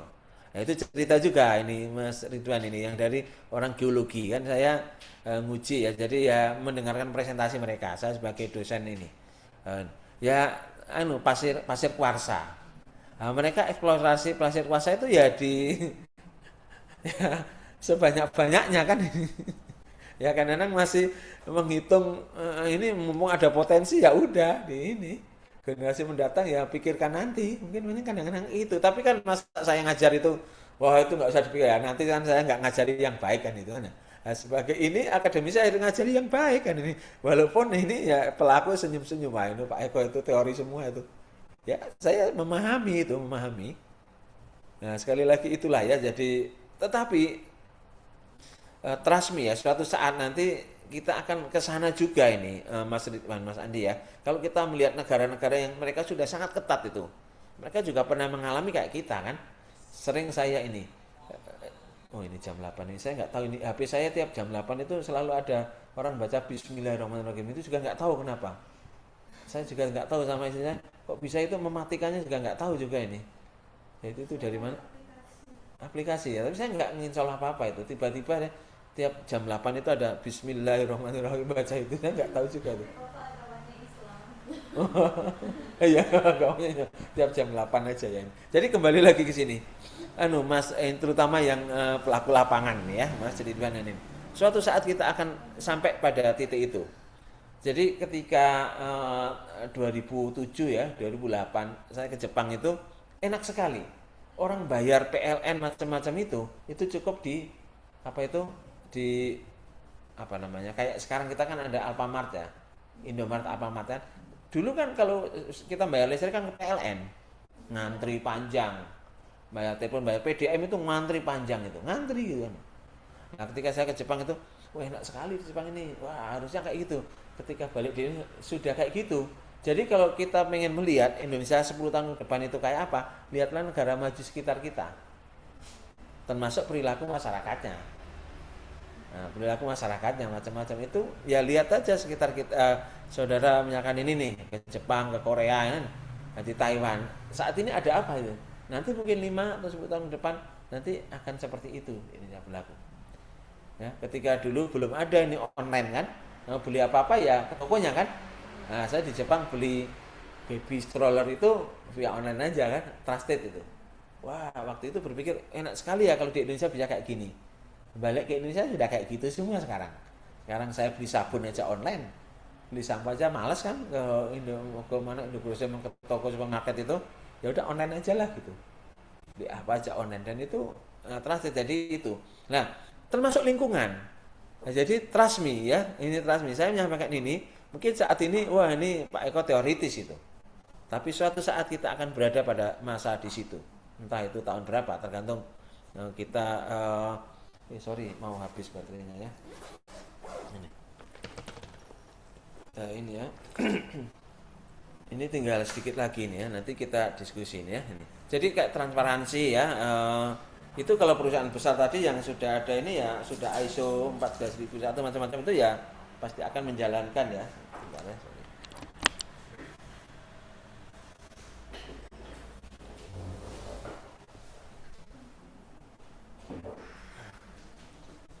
Oke ya. Nah ini kita lanjutkan. Nah ini dari bottom line tadi ya, ini dari bottom line tadi sudah kita bahas ya. Nah kalau konsep pendekatan manajemen yang menilai kinerja perusahaan menggunakan 3 dimensi utama ya ini tadi. Kemudian konsep ini memperluas ukuran keberhasilan bisnis ya. Kalau dulu kan keberhasilan bisnis itu dari keuntungan finansial saja. Kalau sekarang lebih komprehensif ya. Jadi misalkan nanti saudara punya perusahaan, untungnya banyak. Bukan hanya itu yang perusahaan berhasil itu. Bukan hanya profit aja, tetapi bagaimana ketiga elemen tadi itu ya tersentuh semua kan itu. Jadi ini kalau dalam pendekatan tradisional ya, sekali lagi perusahaan dikatakan berhasil itu apabila mampu menghasilkan laba yang besar ini. Namun dalam pendekatan bottom line, perusahaan baru dapat dikatakan berhasil apabila mampu menghasilkan laba sekaligus ya memberikan manfaat buat sosial dan lingkungan. Jadi ini, jadi intinya itu sih. Ini. Nah ini People Planet Profit ini saya cobain lagi. Keberhasilan bisnis modern itu adalah nilai ekonomi yang sehat, dampak sosial positif, dan jejak lingkungan yang terkendali kan itu. Ini saya memoles ya, jadi saya membuat materi, kemudian saya ada menggunakan teknologi, memoles menggunakan AI juga untuk menyiapkan ini ya. Saya ngedit ini, nah, kalimatnya lebih enak ya, saudara juga yang dalam menulis itu gunakan AI itu kalimatnya lebih enak kan itu. Nah ini seperti itu ya. Jadi pertanyaan bagaimana perusahaan menciptakan nilai secara bertanggung jawab ya? Ya itu lagi ya, idealnya ya tadi itu konsep tadi itu kan ya, konsep pembangunan pergantian secara manajerial tadi kan, intragenerasi, antar generasi, berkeadilan, ya, kemudian akuntabel macam-macam itu. Nah, kemudian ini ya people ya, ini dimensi people ya, ini kan ini ya. Jadi misalnya ini kan ya, dampak perusahaan terhadap manusia dan komunitas. Upalayak ya, perusahaannya tinggi tapi karyawannya diperes gitu kan ya, ini ya jangan kayak gitu kan ya. K3 ya, artinya diperhatikan keselamatan kesehatan kerja, kesetaraan, pengembangan kompetensi, pelindungan hak pekerja itu juga diperhatikan ya kan itu. Itu misalkan dari aspek people ya untuk yang ini. Dimensi people atau sosial. Kemudian komunitas, ada dialog sosial, pemberdayaan lokal ya, pengurangan konflik, peningkatan kualitas hidup masyarakat sekitar ya. Dan ini dilakukan misalkan melalui CSR kemarin kan. Misalnya. Kemudian ini ada konsumen ya, produk aman ya, informasi jujur ya, akses yang adil, serta pelindungan data dan hak konsumen. Nah sebenarnya kalau kita bicara produk, saya nggak tahu kalau dari aspek manajemen ya, kan banyak iklan ya, yang ini minum ini langsung sehat itu kan ya. Nyuci itu anak saya jadi korban itu kan ya. Deterjen itu, oh ini langsung body bersih, pokoknya beli ini tuh ya. Nah ngikutin itu, nah, anak kecil kan, jajatannya ditaruh itu. Nah kalau di TV kok ini udah bersih sendiri ya, mana ada kayak gitu kan ya. Saya beli ini, poles ini untuk kalau ngelihat di Shopee itu kan ya, iklannya kan motor itu jadi kinclong semua. Nah, black polish saya beli itu kan. Ya nggak bisa kan. Itu kan berarti kan bohong kan kalau kayak gitu gimana itu. Jadi kan produknya kan berarti apa ya? Berarti dia kan tidak jujur terhadap konsumen ya. Nah, tidak jujur terhadap itu kita bisa nuntut nggak kayak gitu? Iklannya nggak, saya nggak tahu ini nanti paling nggak ya berarti kalau perusahaan kita bohong kayak gitu ya di dunia kita lolos ya mungkin di akhirat nggak berkah ini kan. Gimana? Kata bintang 1 ya. Saya tuh nggak tegaan itu kalau di ini. Kalau saya nggak puas ya saya nggak ngasih komen. Saya yang ngasih komen itu yang positif aja itu. Harusnya kasih bintang 1 kan ya. Berarti kan lebih banyak bebannya dari Betul yang juga lain. ya itu ya. Harusnya kasih bintang 1 gitu kan ya. Oh, ini. Yes, nanti saya ngasihnya. Kemudian ini kode etik ya, pemasok audit mekanisme keluhan masyarakat, program inklusi kerja, pengembangan dan macam-macam ya, ukuran keberhasilan, tingkat kecelakaan kerja rendah. Saya dengar di dulu Mas Ridwan itu Adam ya. Adam itu kan mahasiswa saya dulu, dia angkatan 2012 dia ini. Nah, dia kerja di Wika itu waktu itu tentang ini loh, apa oli bekas ya, bagaimana mengelola oli bekas macam-macam itu, karena dia orang lingkungan ya, dia gimana Pak masih diskusi, sering diskusi dulu ya awal-awal dia kerja, sekarang udah nggak pernah lagi, dia udah pengalaman, udah ngalir aja. Jadi ya kecelakaan kerja kan kalau bisa kan zero accident ya, zero accident. Termasuk saya kan mengelola KKN. Saya di DPPM saya mengelola KKN. Jangan dianggap KKN itu nggak ada kecelakaan. Saudara dulu KKN gimana? Temennya ngalami temennya kecelakaan nggak? Banyak KKN. Kenapa? Tapi mereka sendiri bawa becak terus masuk ke dalam apa sih namanya? Masuk Kayak jurang gitu. jurang ya. Ya masuk. Oh selokan. Ya KKN itu banyak sekali tuh. Saya ini mau KKN itu pusing kalau saya udah mau KKN itu. Bolak-balik menyampaikan, tolong teman-teman saya itu zero accident. Sepanjang saya jadi direktur di DPPM 4 tahun, hanya 1 periode KKN yang zero accident. Yang lainnya banyak macam-macam itu. Bahkan yang meninggal, periode kapan ini kan meninggal itu, mahasiswa jam 2 dini hari pulang dia membalik itu. Ya kan posisi ngantuk, naik motor nabrak di ring road itu kan. Anak ilmu komunikasi waktu itu. Meninggal itu. Untung kalau di kita kan KKN itu kita asuransikan kan. Itu ada yang kemarin itu mahasiswa itu boncengan mau berangkat itu. Yang cowok itu sampai ke Garota di bedah itu habis 160 juta. 170 juta malah. Itu orang tuanya terima kasih banget, terima kasih UII ini sudah ini kan asuransi. Kalau enggak itu luar biasa itu. Dan dia dilindungi sampai obat jalan terus masih ini. Yang perempuan operasi plastik ini habis 60 atau 70 juta karena kena aspal atau apa kan keluar ini kan ya. Nah ini di cover oleh asuransi. Kecelakaan banyak sekali. Kecelakaan yang kayak gitu. Yang kesurupan juga ada. Banyak ya. Ada yang di Sukoharjo itu penari ular ya. KKN. Tiap maghrib sampai jam 10 itu jadi penari ular itu, ada 2 mahasiswi itu. Ya dia kayak penari ular itu. Nah, beneran. Nah, kita yang anuin kan. Saya kan yang ngurusin itu. Jadi dia akhirnya apa? Kecelakaan itu kayak gitu itu terjadi ya. Ini kan ini ya dimensional dari bagaimana proses termasuk saya ini, bagaimana saya ini ya mengatur bahwa suatu kegiatan kan hanya dirubah saja. Misalkan kalau Mas Ridwan ini dia di konstruksi, misalkan Mas Andi dia nikel, ada yang di sawit. Kalau saya kan di dunia pendidikan, bagaimana kegiatan KKN ini kan suatu proses bisnis KKN kan. Kita mengatur agar zero accident, tapi ya tetap aja terjadi ya. Nah ini kesurupan itu sama temennya dipanggilkan orang pintar, Mas, orang dikasih daun ditulisi raja gitu, sehari sembuh, tapi itu malah parah. Akhirnya kita panggilkan kiai, katanya kiai ya justru dikasih jimat itu yang menjadi masuknya jin semakin dahsyat itu begitu. Tapi alhamdulillah setelah selesai KKN dia udah sembuh. Ada juga itu mahasiswa kami yang baru dikirim KKN di Magelang hanya seminggu, sisanya 3 minggu di rumah sakit jiwa. Ya stres. Ya gara-gara kalian ini yang perempuan. Karena dia diledek sama pacarnya.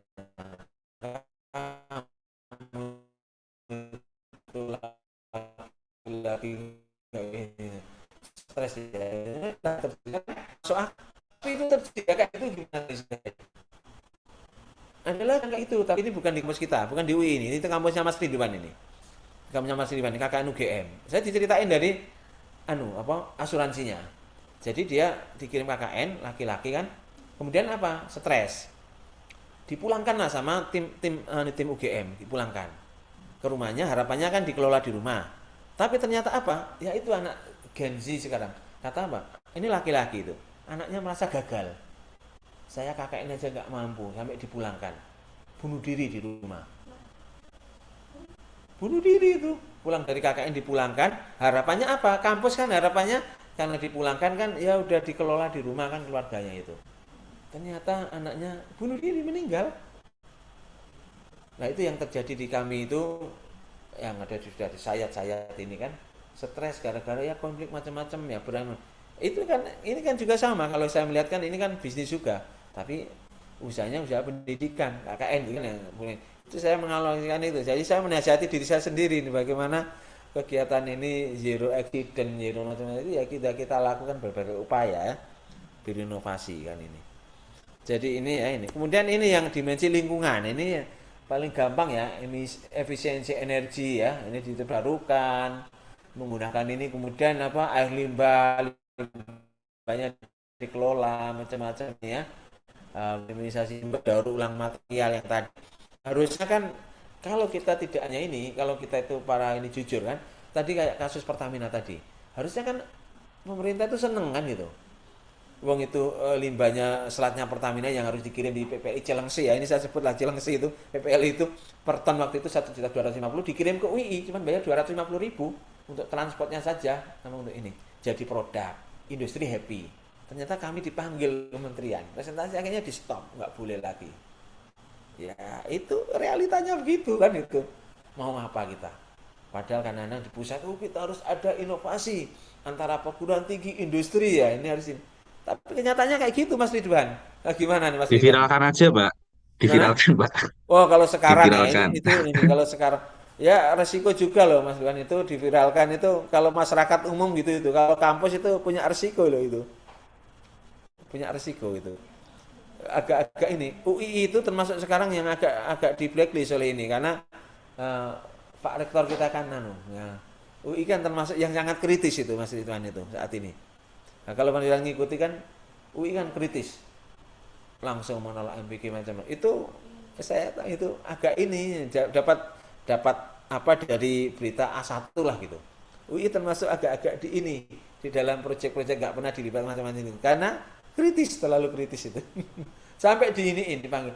UI itu maunya apa sih? Nah, kalau mau kita kasih mainan, kita kasih mainan gitu. Nah, seperti itu ya. Jadi diviralkan itu kalau sekarang mungkin ya kalau individu masyarakat itu malah gampang Mas Ridwan. Tapi kalau perguruan tinggi itu agak-agak ini tuh. Apalagi dinas yang berhubungan dengan kita. Itu lama ya, itu 2005. Itu terjadi. Nah, sekarang ya karena kita salah juga Mas Ridwan. Karena kita kan secara hukum nggak boleh kan perguruan tinggi mengelola limbah B3 kan nggak boleh kan. Nah, Mas Ridwan tahu lah ya limbah B3. Tapi kita bahasanya adalah bahasa riset. Nah, jadi ini tapi itu yang terjadi. Jadi ya udahlah. Nah, Pertamina kenapa? Kan ada celah hukumnya berarti kan itu bahasanya. Tapi nggak boleh, tetap nggak boleh. Nah, dengan ini kita ini izinnya itu kan limbah B3. Kalau non B3 nggak apa-apa, ya kan? Tapi karena kategori B3, justru B3 itulah yang challenging buat kita, tantangan buat kita untuk mengembangkan inovasi. Kalau non B3 ya, tapi kejadiannya kayak gitu. Ya ini. Jadi kalau saudara di perumahan UII yang di daerah Jodan itu, pavingnya itu kita kembangkan dari limbah, material limbah, ramah lingkungan. Nah, yang pembangunan yang awal-awal dulu. Sekarang ya karena hukum ya nggak boleh ya, kita juga nggak berani juga. Nanti diviralkan balik. UII melanggar hukum.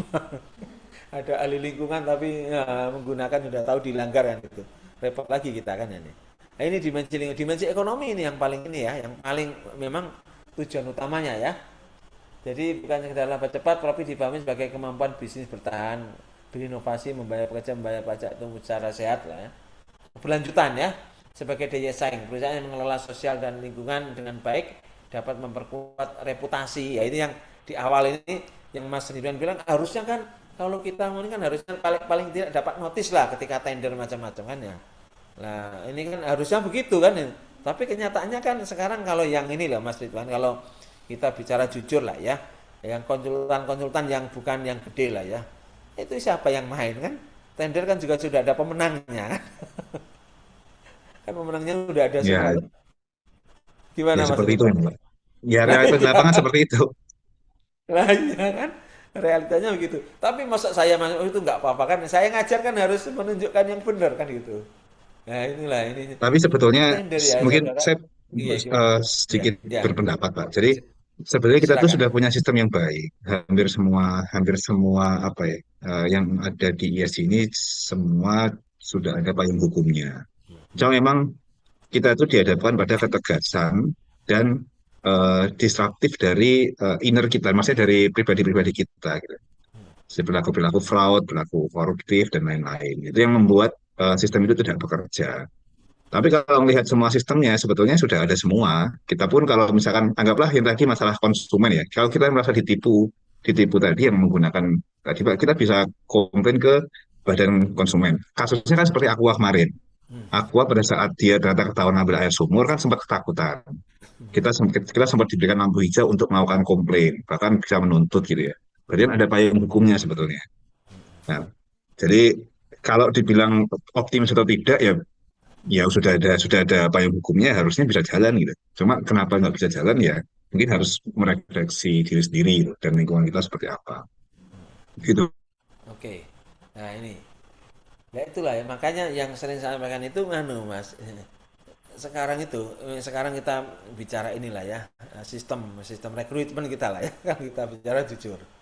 Nah, rekrutmen kita nah kan ya di inilah ya di apa sekolah-sekolah kedinasan ya misalkan kayak Akpol, Akmil, AU itu kan nggak ada bayar gitu.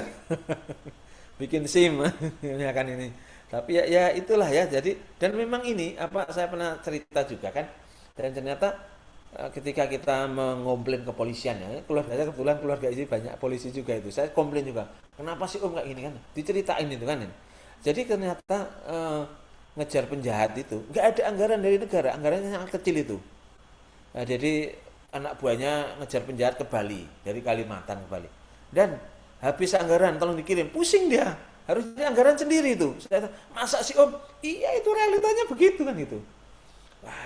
Wah masa kayak gitu? Ya memang kayak gitu. Ada anggarannya kecil sekali dan itu tidak cukup untuk ini kan itu. Oh itu misalkan salah satu lah ya nih. Dan ya gimana ya? Memang ya kita harus optimis gitu kan. Dan itu makanya saya selalu meracuni. Tolonglah saudara mahasiswa ini jadi orang-orang baik gitu kan ya. Kalau saya ini kan nggak mungkin lagi saya jadi kepala dinas PU kan gitu kan ya. Nah, kepala dinas lingkungan hidup kan nggak mungkin saya ini ngajar ini kan. Tapi selalu menyampaikan itu, menyebarkan virus-virus. Tolonglah jadi orang jujur.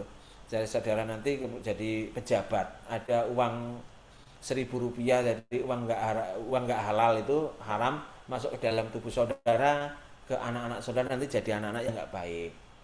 Ini jadi kanker, jadi ginjal, jadi hipertensi, jadi kolesterol macam-macam. Kalau yang nggak halal-halal kan jadi kayak gitu.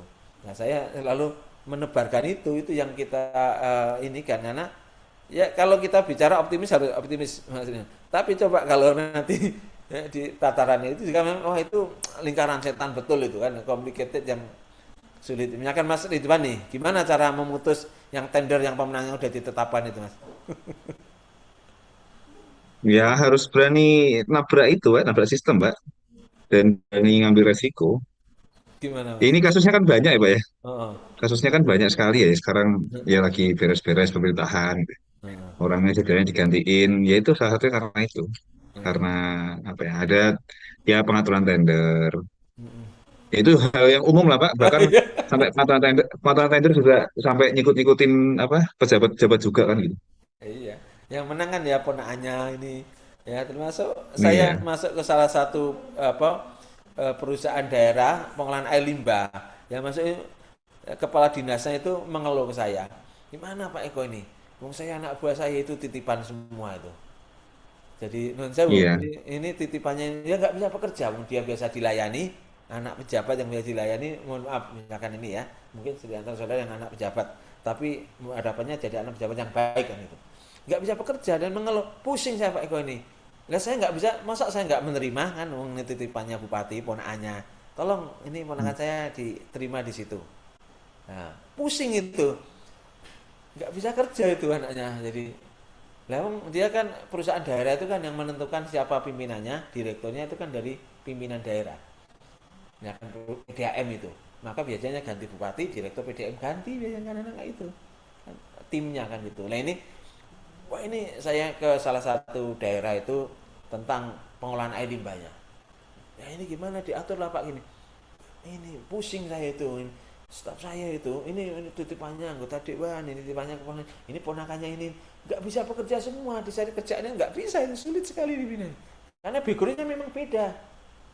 Jadi misalkan apa, backgroundnya misalkan sastra itu kan ya, terus disuruh masuk ke pengolahan air limbah.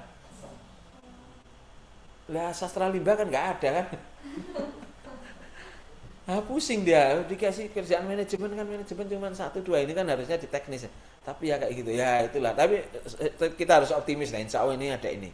Ya tadi pengaturan tender macam-macam ya, saya juga sering ketemu itu pusing gara-gara ya sama Nun Sewu Mas Ridwan ya, anggota dewan juga saya di salah satu Sumatera itu, presentasi itu 3 jam itu bulat ya, ternyata ujung-ujungnya kami itu dapat berapa kayak itu ya. Saya kan orang teknis ya, saya kan engineer direkrut oleh perusahaan, ya udah teknis saya ini.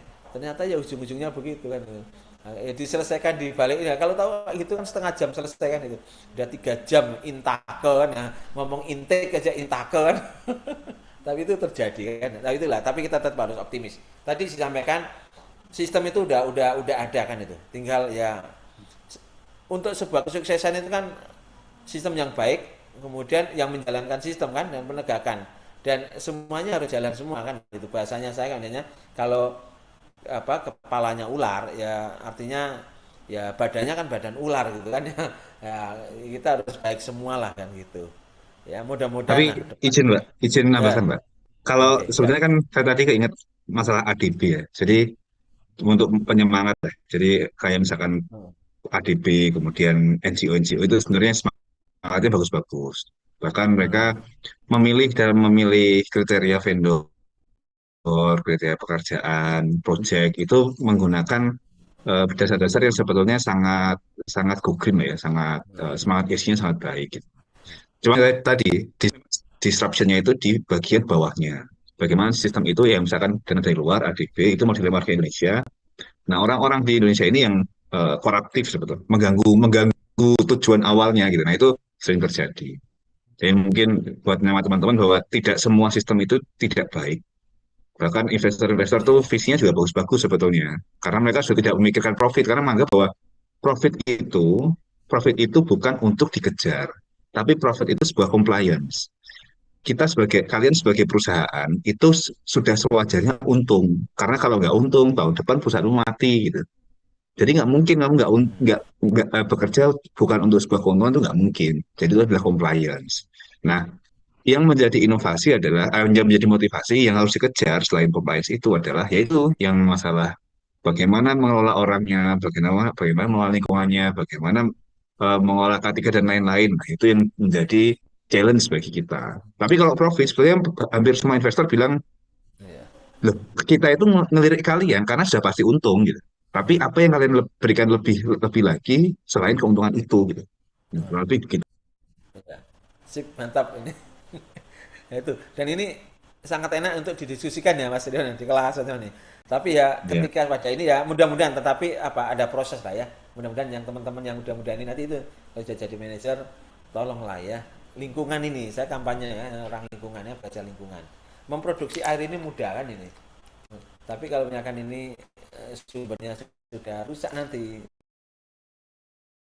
menjadi sangat susah. Kalau orang kesehatan kan lebih murah preventif daripada kuratif kan ya, pengobatan lebih mahal. Kalau kesehatan itu kalau saudara udah kena penyakit berapapun akan saudara bayar. Nah, kan kita nggak mau nih makan yang nggak mau makan yang sehat kan itu, makan yang murah kan itu. Nah, berhemat. Tapi ketika sudah sakit itu jauh lebih mahal ininya kan. Nah, itu seperti itu kadang-kadang atau kalau orang Jawa ya sesal itu di belakang gitu. Jadi kalau di awal pendaftaran ya. Oke lah ya ini. Nah ini kembali ke sini kalau kita ini konsep triple bottom line mengubah cara pandang perusahaan dari sekedar how much profit do we make ya menjadi how do we create value responsibly tadi kata Mas Ridwan tadi ya. Jadi ya kalau untung itu udah pasti, kalau nggak untung ya nggak mau ini kan itu. Eh, tetapi bagaimana ada yang lainnya tadi ya, jadi bagaimana ada inovasi macam itu ya harus dipikirkan kan itu. Nah, pertanyaannya apakah strategi bina tadi memperkuat atau justru melemahkan kapasitas masa depannya? Tadi saya ulang lagi, ya insya Allah lah ya kita ya harus confident kan itu harus eh, kusnudon ya, generasi anak-anak sekarang juga harus kuat itu kan ya ini harus mau kan mau ya do something lah gitu kan ya ini. Nah, ini kemudian SDGs sebagai kerangka global ya, kesejahteraan sosial ya, ini transformasi ekonomi, daya dukung lingkungan, tata kelola kemitraan ya. Jadi ya SDGs itu ya bagus semua kan itu. Tetapi yang challenging sendiri adalah bagaimana khususnya di Indonesia ya, bagaimana kita aware, bagaimana kita be part of the successful of SDGs ya in Indonesia ya ini. Nah, kan saya misalkan di kajian KLHS ya apa di ini SLB saya tulis ketika saya menemukan oh ini kurang ini kan ya sumur resapan ini kurang saya tulis semua itu misalkan di Pakuan Mall itu kurang sekian 100 itu bahkan ya oh itu gimana itu pemenuhannya ya kurangnya begitu gitu kan. Nah kemudian inovasi kalau nggak itu ya nggak mungkin misalkan ini misalkan di perkotaan ya kayak di Amplas kan nggak mungkin itu butuh lahan kosong untuk hijau lagi kan nggak mungkin saya sampaikan itu untuk bioperumahan. Nah dinas juga ya to understand itu kondisinya jadi jangan pokoknya kan itu tapi bagaimana inovasi kan bisa digantikan misalkan ada vertical garden untuk ini taman yang vertikal kemudian sumur resapannya kayak kemarin itu saya menemukan di SGI tadi yang Sport Globe Indonesia itu kan disuruh sumur resapan air hujan lalu di sana itu sawah semua air itu 40 cm gali itu sudah air itu berdebat lama saya dengan orang dinas itu lah ini kan filosofi keilmuannya saya bilang kan wah tapi kan ininya kayak gitu peraturannya kan ya peraturan itu kan membuat ya ketika ketemu kondisi yang tidak ini ya jangan dipaksa kan setiap 60 meter persegi atap harus ada satu sumber resapan harus ada sekian lah gimana sumber resapan air hujan wong itu di situ tuh sawah gali 40 cm itu sudah air kok malah ditambahi airnya nggak mungkin itu maka kita alihkan jadi biaya sosialnya membangunnya itu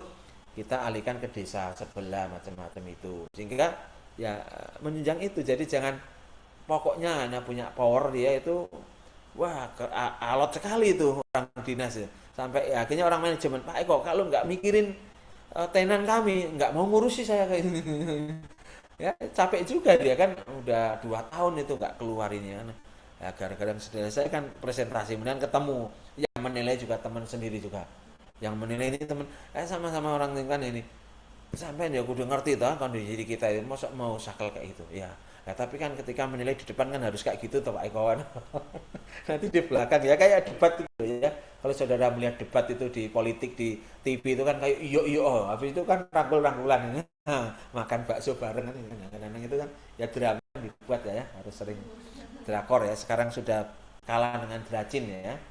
Nah, kalau saudara mengikuti drama Cina itu kan isinya nanti ahli obat apa kan gitu kan ya atau CEO yang menyamar jadi klinik kan kalau nggak bisa tidur itu kalau nggak bisa tidur kadang-kadang nonton wah ini yang apa nih CEO yang menyamar itu intinya itu semua kan polanya saya membaca algoritmanya sekarang ngetrennya kayak gitu semua Cina itu ahli obat yang itu oke.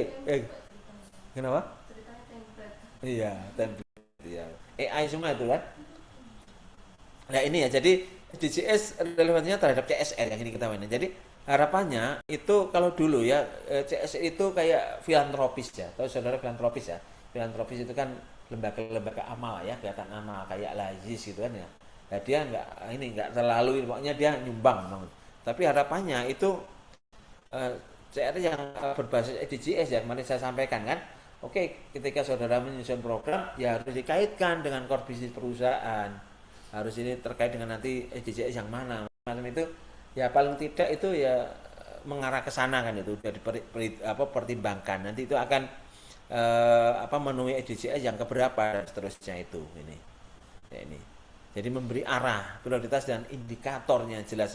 Bahasanya kan ada output, outcome dan impact kan itu. Dan saya melihatnya kan outputnya jelas, outcome-nya apa, kemudian impact-nya apa yang paling penting itu jangka panjangnya kan begitu.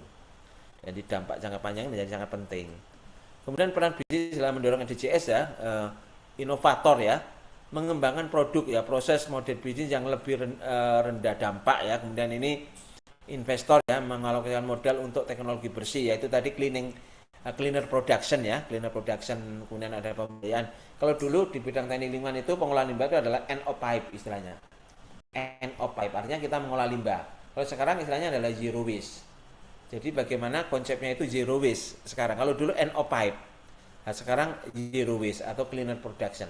Berarti tidak ada waste. Berarti suatu kegiatan kok ada waste-nya ini. Waste ini digunakan untuk kegiatan yang lain. Jadi namanya kan sekarang namanya kan LCA ya, life cycle assessment, itu menjadi ilmu yang penting saat ini kan itu. Kalau dulu ya udah ada limbah diolah. Kalau sekarang bagaimana mengurangi limbahnya? Limbahnya itu bisa zero itu kan kalau gitu kan ini. Nah, ini pengelola rantai pasok itu tadi yang sudah pernah sampaikan ya, mitra pembangunan itu ya sejarah. Kemudian ini mengintegrasikan SDGs ke strategi bisnis ya, itu pemetaan dampak ya. Jadi ketika ini ya identifikasi isu sosial lingkungan material, kemudian prioritas SDGs ya, pilih SDGs yang paling relevan dengan sektor ya, sektor bisnis kita. Kemudian target dan program, tetapkan sasaran anggaran penanggung jawab, kemudian ada indikator kinerja, ukur outcome dan dampak. Ini selalu saya sampaikan bahwa dalam kegiatan itu, termasuk saya kegiatan kemahasiswaan itu, apa outputnya, apa outcome-nya, apa impact-nya, itu selalu kalau saya menjadi hal wajib itu harus dianalisis itu kan, sehingga tidak hanya kegiatan selesai outputnya ini tapi nggak punya impact apa-apa kan, itu kan rugi kan itu. Kemudian pelaporan ya, sampaikan kemajuan secara transparan ya ini, sehingga hasilnya SDGs menjadi bagian dari strategi, bukan sekedar logo pada laporan CSR. Ini kan juga ini apa kayak monggo Mas Ridwan. Saya mau menanyakan masalah output, outcome, dan impact, Pak.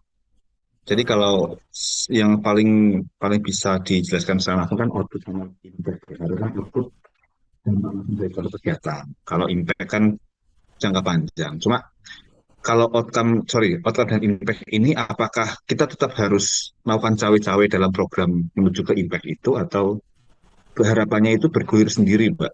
Maksudnya eh, misalkan kita membuat program nanam benih, misalkan ngajarin nanam benih, berarti kan outputnya kan mereka teredukasi. Tapi apakah outcome dan impact-nya itu kita masih harus cawe-cawe atau hanya sekedar memonitor saja gitu? Ya, dalam hal ini sederhananya adalah ketika kita itu program kita masih berlanjut, maka kita harus tetap mention itu. Kita mengingat itu bahwa ini ada apa outcome dan impact yang harus terpantau lah gitu. Jadi kita bahasanya ini kan tidak lupa ini apa ya. Ya tidak gampang lupa lah gitu. Jadi misalkan ada kegiatan ini. Dulu kan ini kegiatan ini kan mestinya ini akan punya outcome ini. Kemudian impact-nya ini. Nah, kita bisa ini Mas Ridwan. Jadi kita memantau itu kan gitu. Ya, artinya kita tetap ini mengevaluasi dalam rangka evaluasi keberlanjutan tadi kan, continuous improvement. Ketika kita ternyata, dan itu kan outcome dan impact itu kan pertama kan dari segi ini teoritis, dalam artian kita membuat ya gitu, membuat planning begitu. Nah, planning itu kan tidak selamanya tepat gitu itu. Ternyata kayak gitu itu impactnya ternyata berbeda kan itu. Nah, ini harus menjadi bagian dari evaluasi kita untuk keberlanjutan itu. Sehingga kalau kayak gitu nanti ya jangan begitu ininya. Artinya programnya nggak begitu gitu. Ternyata kayak gitu itu secara pertama itu ini harapannya kayak gini. Tapi itu intinya tidak mudah dilupakan lah gitu. Sehingga misalkan kalau kita ngasih lagi program ya harapannya ada kaitannya, Mas. Menurut saya sih tetap harus diperhatikan itu. Jadi tidak langsung udah pindah lagi gitu. Nah, misalnya Berarti contoh ini. maksudnya ini apa ya? Memonitor mungkin maksudnya ya. Jadi Iya, kalau kita sudah bahasanya itu. melakukan sebuah program, kemudian outputnya sudah tersalurkan gitu ya. Hmm. Berarti kita tinggal memonitor saja untuk mengukur outcome dan impact-nya, gitu, Pak. Iya, salah satunya itu memonitor, dan memonitor itu bukan Hmm. hanya memonitor ya udah mengamat, tetapi juga dalam bentuk program kelanjutannya. Jadi ketika Nah, misalnya nanti kalau kalau kalau membicarakan program kelanjutan, berarti nanti akan muncul sebuah impact baru. inisiasi activity lagi, output baru berarti kan, Pak? Iya, output baru dalam artian itu lebih penguatan itu gitu. Jadi Penguatan berarti ya, menuju penguatan. impact berarti ya. Iya, penguatan menuju impact. Jadi harapannya itu tidak langsung "Oh, udah ini nanti pindah lagi, pindah lagi, pindah lagi gitu.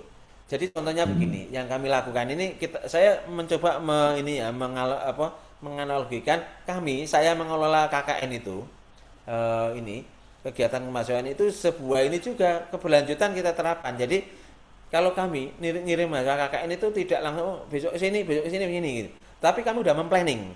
Oke, desa ini akan kita terjuni KKN selama 5 periode. Periode pertama kami akan menggarap ini, periode kedua menggarap ini, ketiga ini sampai desa itu mandiri. Setelah desa mandiri kita lepas, kita nggak di situ lagi. Nah, itulah yang maksud kami itu maksud saya itu. Jadi itu analoginya bahwa program itu keberlanjutan, memperkuat itu, mempercepat outcome, mempercepat impact begitu. Itu menurut saya lebih penting daripada menyebarkan kemana-mana yang nggak ini kan itu. Nah, ketika ini berhasil, maka itu akan bisa menjadi apa? Success story gitu. Contoh ini dan itu bisa kalau biasanya kalau ada contoh sukses kan bisa dipotret kemudian di namanya itu scale up atau dikerjakan kemana-mana lah gitu. Nah, contohnya begitu. Maksudnya begitu, Mas. Jadi kegiatan itu bagaimana fokus di situ sampai terlihat gitu hasilnya begitu, impactnya itu ini. Jadi tidak langsung ya udah misalkan Wika nih, oke sekarang ngasih 500 juta sini, besok di desa lagi yang ini, di sana ini semuanya rata gitu. Tapi menurut saya penting juga untuk menjadikan sesuatu itu impact itu berimpact benar memperkuat itu gitu. Maksudnya begitu Mas Ridwan, memperkuat itu untuk mempercepat itu. Nah, monggo Mas Andi kayaknya tadi udah on cam ya, silakan. Iya, Pak. Kalau dari saya mungkin yang pernah saya pelajari, Pak, ya, mungkin yang paling utama itu dari mitigasinya dulu ya. Kalau mitigasinya sudah benar, informasinya sudah lengkap, dirasa sudah tepat sasaran, eh, juga sudah pasti dalam membuat program itu pasti tujuannya memang ada impact. Ketika sudah benar itu akan bisa terjadi secara otomatis mungkin ya. Mungkin seperti itu tambahannya, Pak. Tapi harus butuh pengawalan Mas Andi. Oh iya, Pak. Kalau nggak dikawal, nggak ini, artinya udah selesai ini, kemudian dia nggak ada, oke, ada program lanjutannya menuju itu nanti agak ini, mungkin secara teoritis bisa, tetapi menurut saya itu masih butuh karena oke, ini ternyata memang butuh penguatan, maka program Monitoring lah, ini Pak ya. ya Maksudnya monitoring tetap harus berjalan gitu ya, Pak ya. monitoring terus Monitoring dan berjalan. evaluasi. Nah, Hmm. dan ada program juga yang programnya yang lebih memperkuat itu tadi kan itu. Menuju ke arah penguatan itu tadi. Monitoring wajib lah, monitoring itu menurut saya lah ya. Sekali lagi ini idealis kan itu, idealis. Yang banyak kan ini ya sudahlah ya perusahaan udah ngasih uang di sini. Ya itu urusamu gitu kan ya. Lebih ke arah filantropi tadi bahasa saya. Nah, saat ini harusnya itu sudah tidak kayak murni filantropi begitu. Tetapi adalah bagaimana ini yang lebih sustain tadi kan itu. Lebih sekarang kan dikti berdampak ya, kampus kan ini dikti berdampak. Dulu MBKM ya, MBKM itu Merdeka Belajar Kampus Merdeka apa? MBKM Merdeka Belajar Kampus Merdeka ya. Nah ini, sekarang jadi berdampak. Nah sekarang kan ini berdampak. Kalau menurut saya udah lama ini bahwa kegiatan itu selalu harus dilihat itu outcome output paling gampang, outcome dan impact gitu kan ya. Nah, misalkan apa ya? Ya itu tadi, jadi program berikutnya itu harapannya itu memperkuat itu, monitoring ada kemudian memperkuat. Jadi tidak gampang pindah-pindah lah begitu. Menurut saya lebih baik satu fokus di desa sampai itu kelihatan daripada nanti di sini ini ya udah nggak peduli nanti desa yang lain begitu. Maksudnya begitu, itu bahasa ininya gampangnya gitu, Mas Ridwan. Oke. Kemudian ini ya, jadi ini studi kasus ya, ini sebenarnya ini ya, enggak inilah. Lah saya langsung ini kan seperti yang saya sampaikan di awal ya, ini misalkan ini perusahaan kopi lokal menuju strategi keberlanjutan ya, itu strategi perusahaan kopi berkembang pesat. Tetapi belum mengetahui apakah petani mendapat harga adil atau tidak ya, kemudian apakah praktik budidaya ramah lingkungan dan apakah limbah produksinya dikelola dengan baik ya, ini pilihannya membeli langsung dari petani, pelatihan pertanian ramah lingkungan ya, pengurangan plastik kemasan ya, pemanfaatan ampas kopi, laporan keberlanjutan yang tahunan. Banyak yang melakukan perusahaan kopi tadi itu ya udah yang penting profitnya aja kan gitu. Dia nggak terlalu peduli oh ternyata dari kemasannya ini juga banyak waste gitu.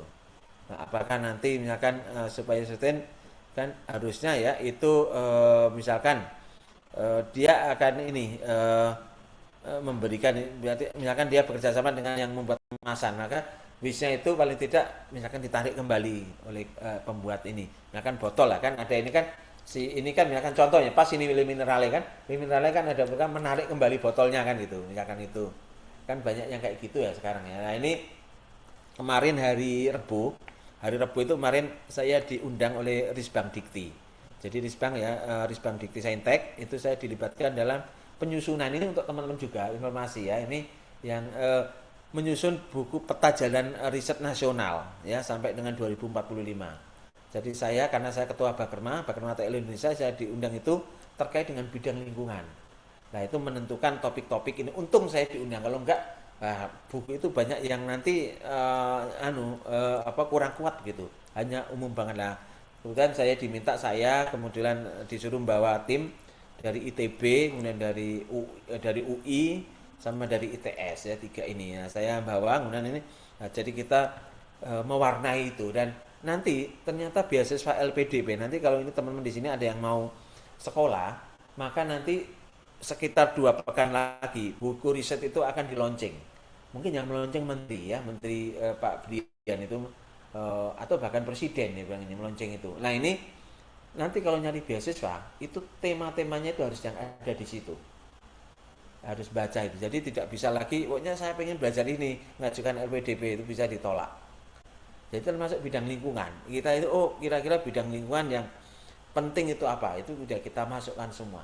Sehingga nanti kalau mau ada S2, mau ngambil S3 dosen, mau ngambil S3 itu ya harus ngambil itu. Risetnya melihat buku riset itu.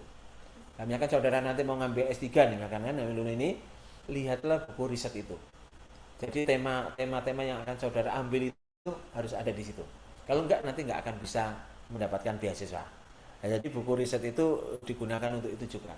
Jadi saya kemarin hari Rebu itu seharian sampai sore ya. Kemudian mau pulang tapi kayaknya nggak ngatasi. Ini hanya diinapkan di sana di dekat Art Hotel Gelora Senayan itu kan ini dan paginya ini pulang ya ini. Nah itu jadi ini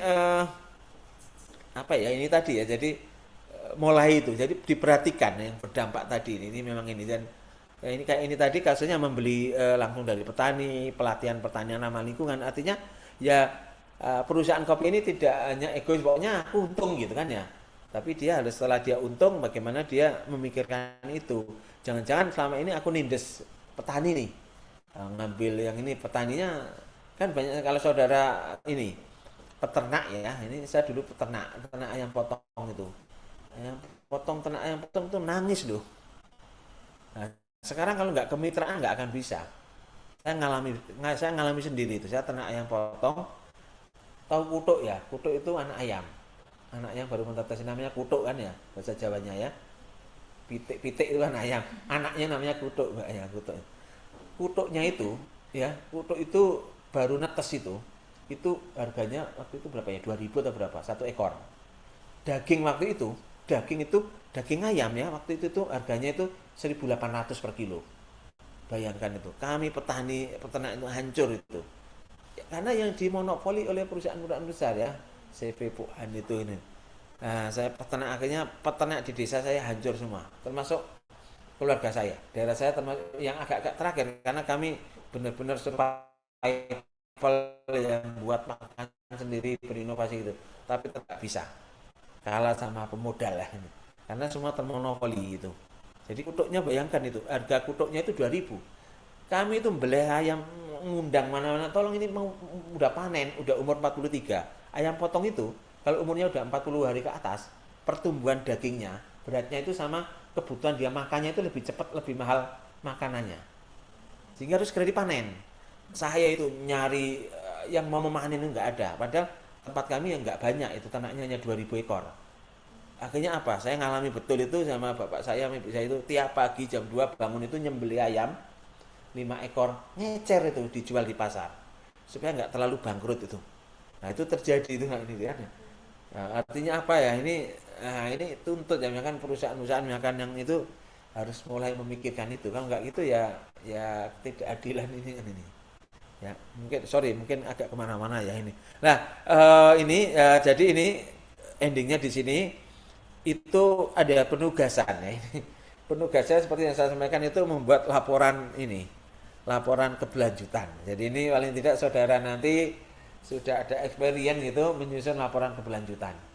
Kelompoknya masih sama kemarin aja ya. Jadi tolong ini nanti membuat laporan keberlanjutan sustainability report sebuah perusahaan di Indonesia. Nah, terserah nanti ditentukan sendiri kayak kemarin ya. Perusahaannya terserah mau perusahaan bikin sendiri juga boleh, perusahaan yang sudah ada juga boleh ya. Nah, saudara membuat sustainability report. Contohnya banyak, saudara tinggal browsing itu banyak. Atau kalau mau nanti saya masukkan di classroom juga ada contoh-contoh dari misalkan IKEA. Yang kemarin saya browsing itu IKEA BCA ya, Bank BCA itu laporan keberlanjutannya itu ada semuanya. Nah, tugasnya membuat itu. Kelompok masih kelompok ya. Dan itu kemudian pertemuan pekan depan itu kita libur kan? Hari raya. Libur nggak ya? 29 atau malah masuk ya kan? 27 28 itu kan Rabu Kamis. Kalau 29-nya masuk ya kayaknya sih nggak tanggal merah sih. Nggak tanggal merah. Ini pertemuan terakhir? Masuk kan kita baru 6 kali. Oh ya ini kan sempat. Ya. Ya. Oh gitu. Kayaknya sih ini coba nanti saya komunikasi karena kan saya sampai UTS juga kan. Ini kan belum UTS kan ya? Juni. Nah, karena saya nggak ada UTS kan. UTS nanti ngumpulin itu sama presentasi aja. Sehingga nanti kenapa? Harapannya sih offline ya. Kalau saudara pada nggak bisa ya terpaksa online gitu. Kalau saya gampang kok, fleksibel. Pada bisanya seperti apa? Kalau bisa ini ya, kayak gini juga hybrid juga bisa ya. 5 Juni ya. Nah, nanti kita coba lihat ya. Mestinya sih kayaknya ini ya. Ini ada pengganti libur kemarin kan sudah ini kan. Saya kayaknya pernah kosong ya sekali ya. Yang benar-benar kosong ya. Bukan karena libur. Kayaknya kok merasanya itu nggak pernah ini ya. Kecuali ini kalau ini kayaknya kalau nggak ini tuh nanti kita lihat lagi ya. Intinya nanti saudara ini ada penugasan yang mengerjakan sustainability report ya, yang akan kita jadikan untuk penilaian dari kelas saya. Kan nanti penilaiannya digabung saya dan Pak Anas ya. Kalau dari saya itu 2 itu CSR kemarin sudah, tolong nanti laporannya dikumpulkan ya itu. Kan presentasinya sudah. Nanti saya akan kasih lembar ya form untuk diisi penilaian ini ya. Penilaian antar teman gitu kan ya, peer evaluation.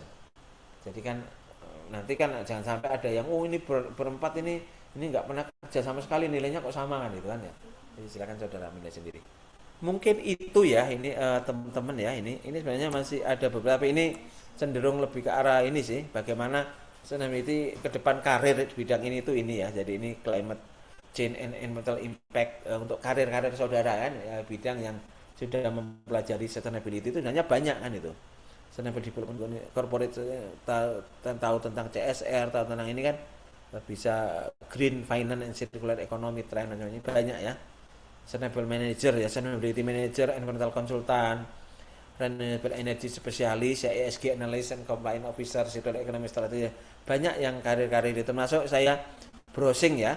Browsing itu pekerjaan apa yang bisa masuk dan gajinya ya. Ini Engineer Environmental Sustainability ya, Asisten ISE ini dan ini gajinya itu sampai ini ya kan how much saya coba browsing dari yang sudah ada itu sampai berapa itu 37.100 ya euro ya per year ya kalau atau dolar ya dolarnya sekian itu kalau dikalikan harga dolar sekarang hari ini tadi saya browsing harga dolar itu 17.718 ya yang sore tadi jam 5 saya ngupdate materi jam 5 tadi itu harga segini sehingga sebenarnya karir di bidang ini saudara belajar sustainability itu apalagi saudara perkuat ya itu banyak jadi banyak pekerjaan yang bisa dimasukin itu sebenarnya itu sih yang ingin saya sampaikan di sini. Ini saya membuat itu ini ya.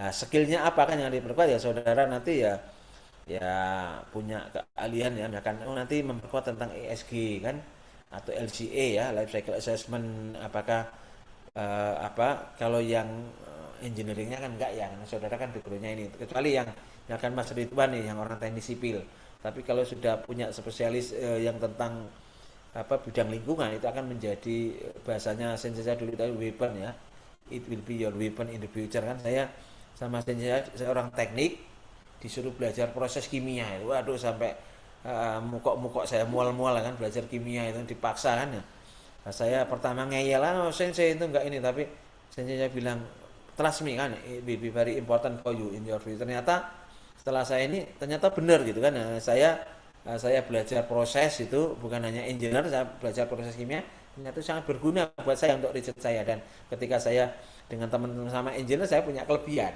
saya tahu proses lebih dalam nah teman-teman engineer lebih ke arah aplikasi begitu tapi saya ini juga misalkan saudara manajemen itu tapi saudara perkuat dengan sustainability misalkan ini atau bidang-bidang lingkungan itu insya Allah akan menjadi sangat berguna buat karir saudara sebenarnya itu sih karir-karir yang bisa dimiliki mungkin itu ya ini yang bisa saya sampaikan hari ini kan gitu Pak, izin jadi bertanya. ya silakan Sustainability report yang mau dibuat itu konteksnya sedalam apa Pak? Karena kan ada beberapa standar ya. Kalau kita mengikuti yang POJK, yang POJK yang akan di Indonesia sekarang, itu kan ini saya izin kalau boleh saya screen Pak.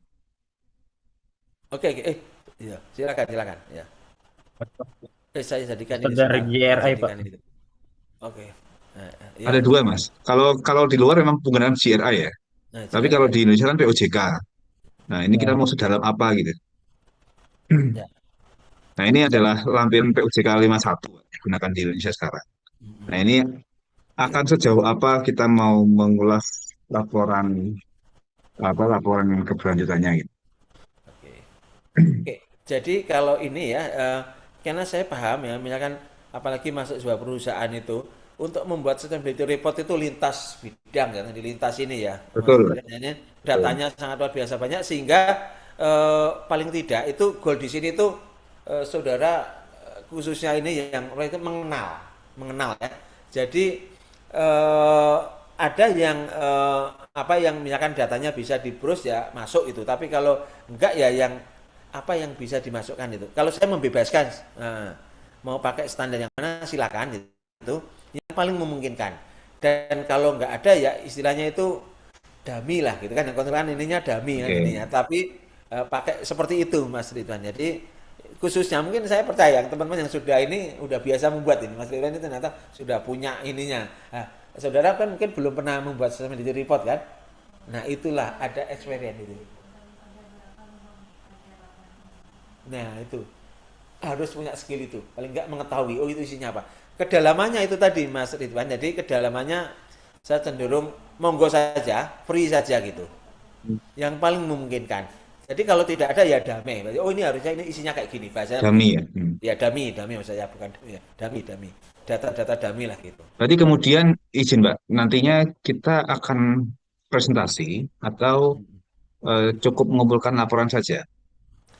kalau kemarin sih ya kalau waktunya cukup itu presentasi karena pertemuan ke depan ini kan kerja mandiri jadi kelompok kerja kemudian habis itu presentasi ini kan kita pertemuan ke-6 kan kalau dari presentasi itu kita ke-6 ke-7 kerja mandiri ya sekali habis itu presentasi ya ujiannya itu dan itu ya ngumpulkan laporan sama kalau bisa itu ya paling enggak kan dari presentasi itu ada sharing ada diskusi kayak kemarin kan banyak masukan dari Mas Alfian ini udah masuk Mas Alfian ini sama Mas Irwan dari Mas Adi ini buat teman-teman yang masih fresh ini senang saudara kuliah bareng yang sudah ada experience itu jadi banyak ini ya ini uh, ya beberapa perusahaan yang udah ikut tuh kan dia punya sustainable iya report report sendiri apa iya kami cuma boleh milih perusahaan yang belum nggak punya bebas saja kan kalaupun misalkan saudara ngambil ini contoh IKEA kan ya itu kan sudah ada di situ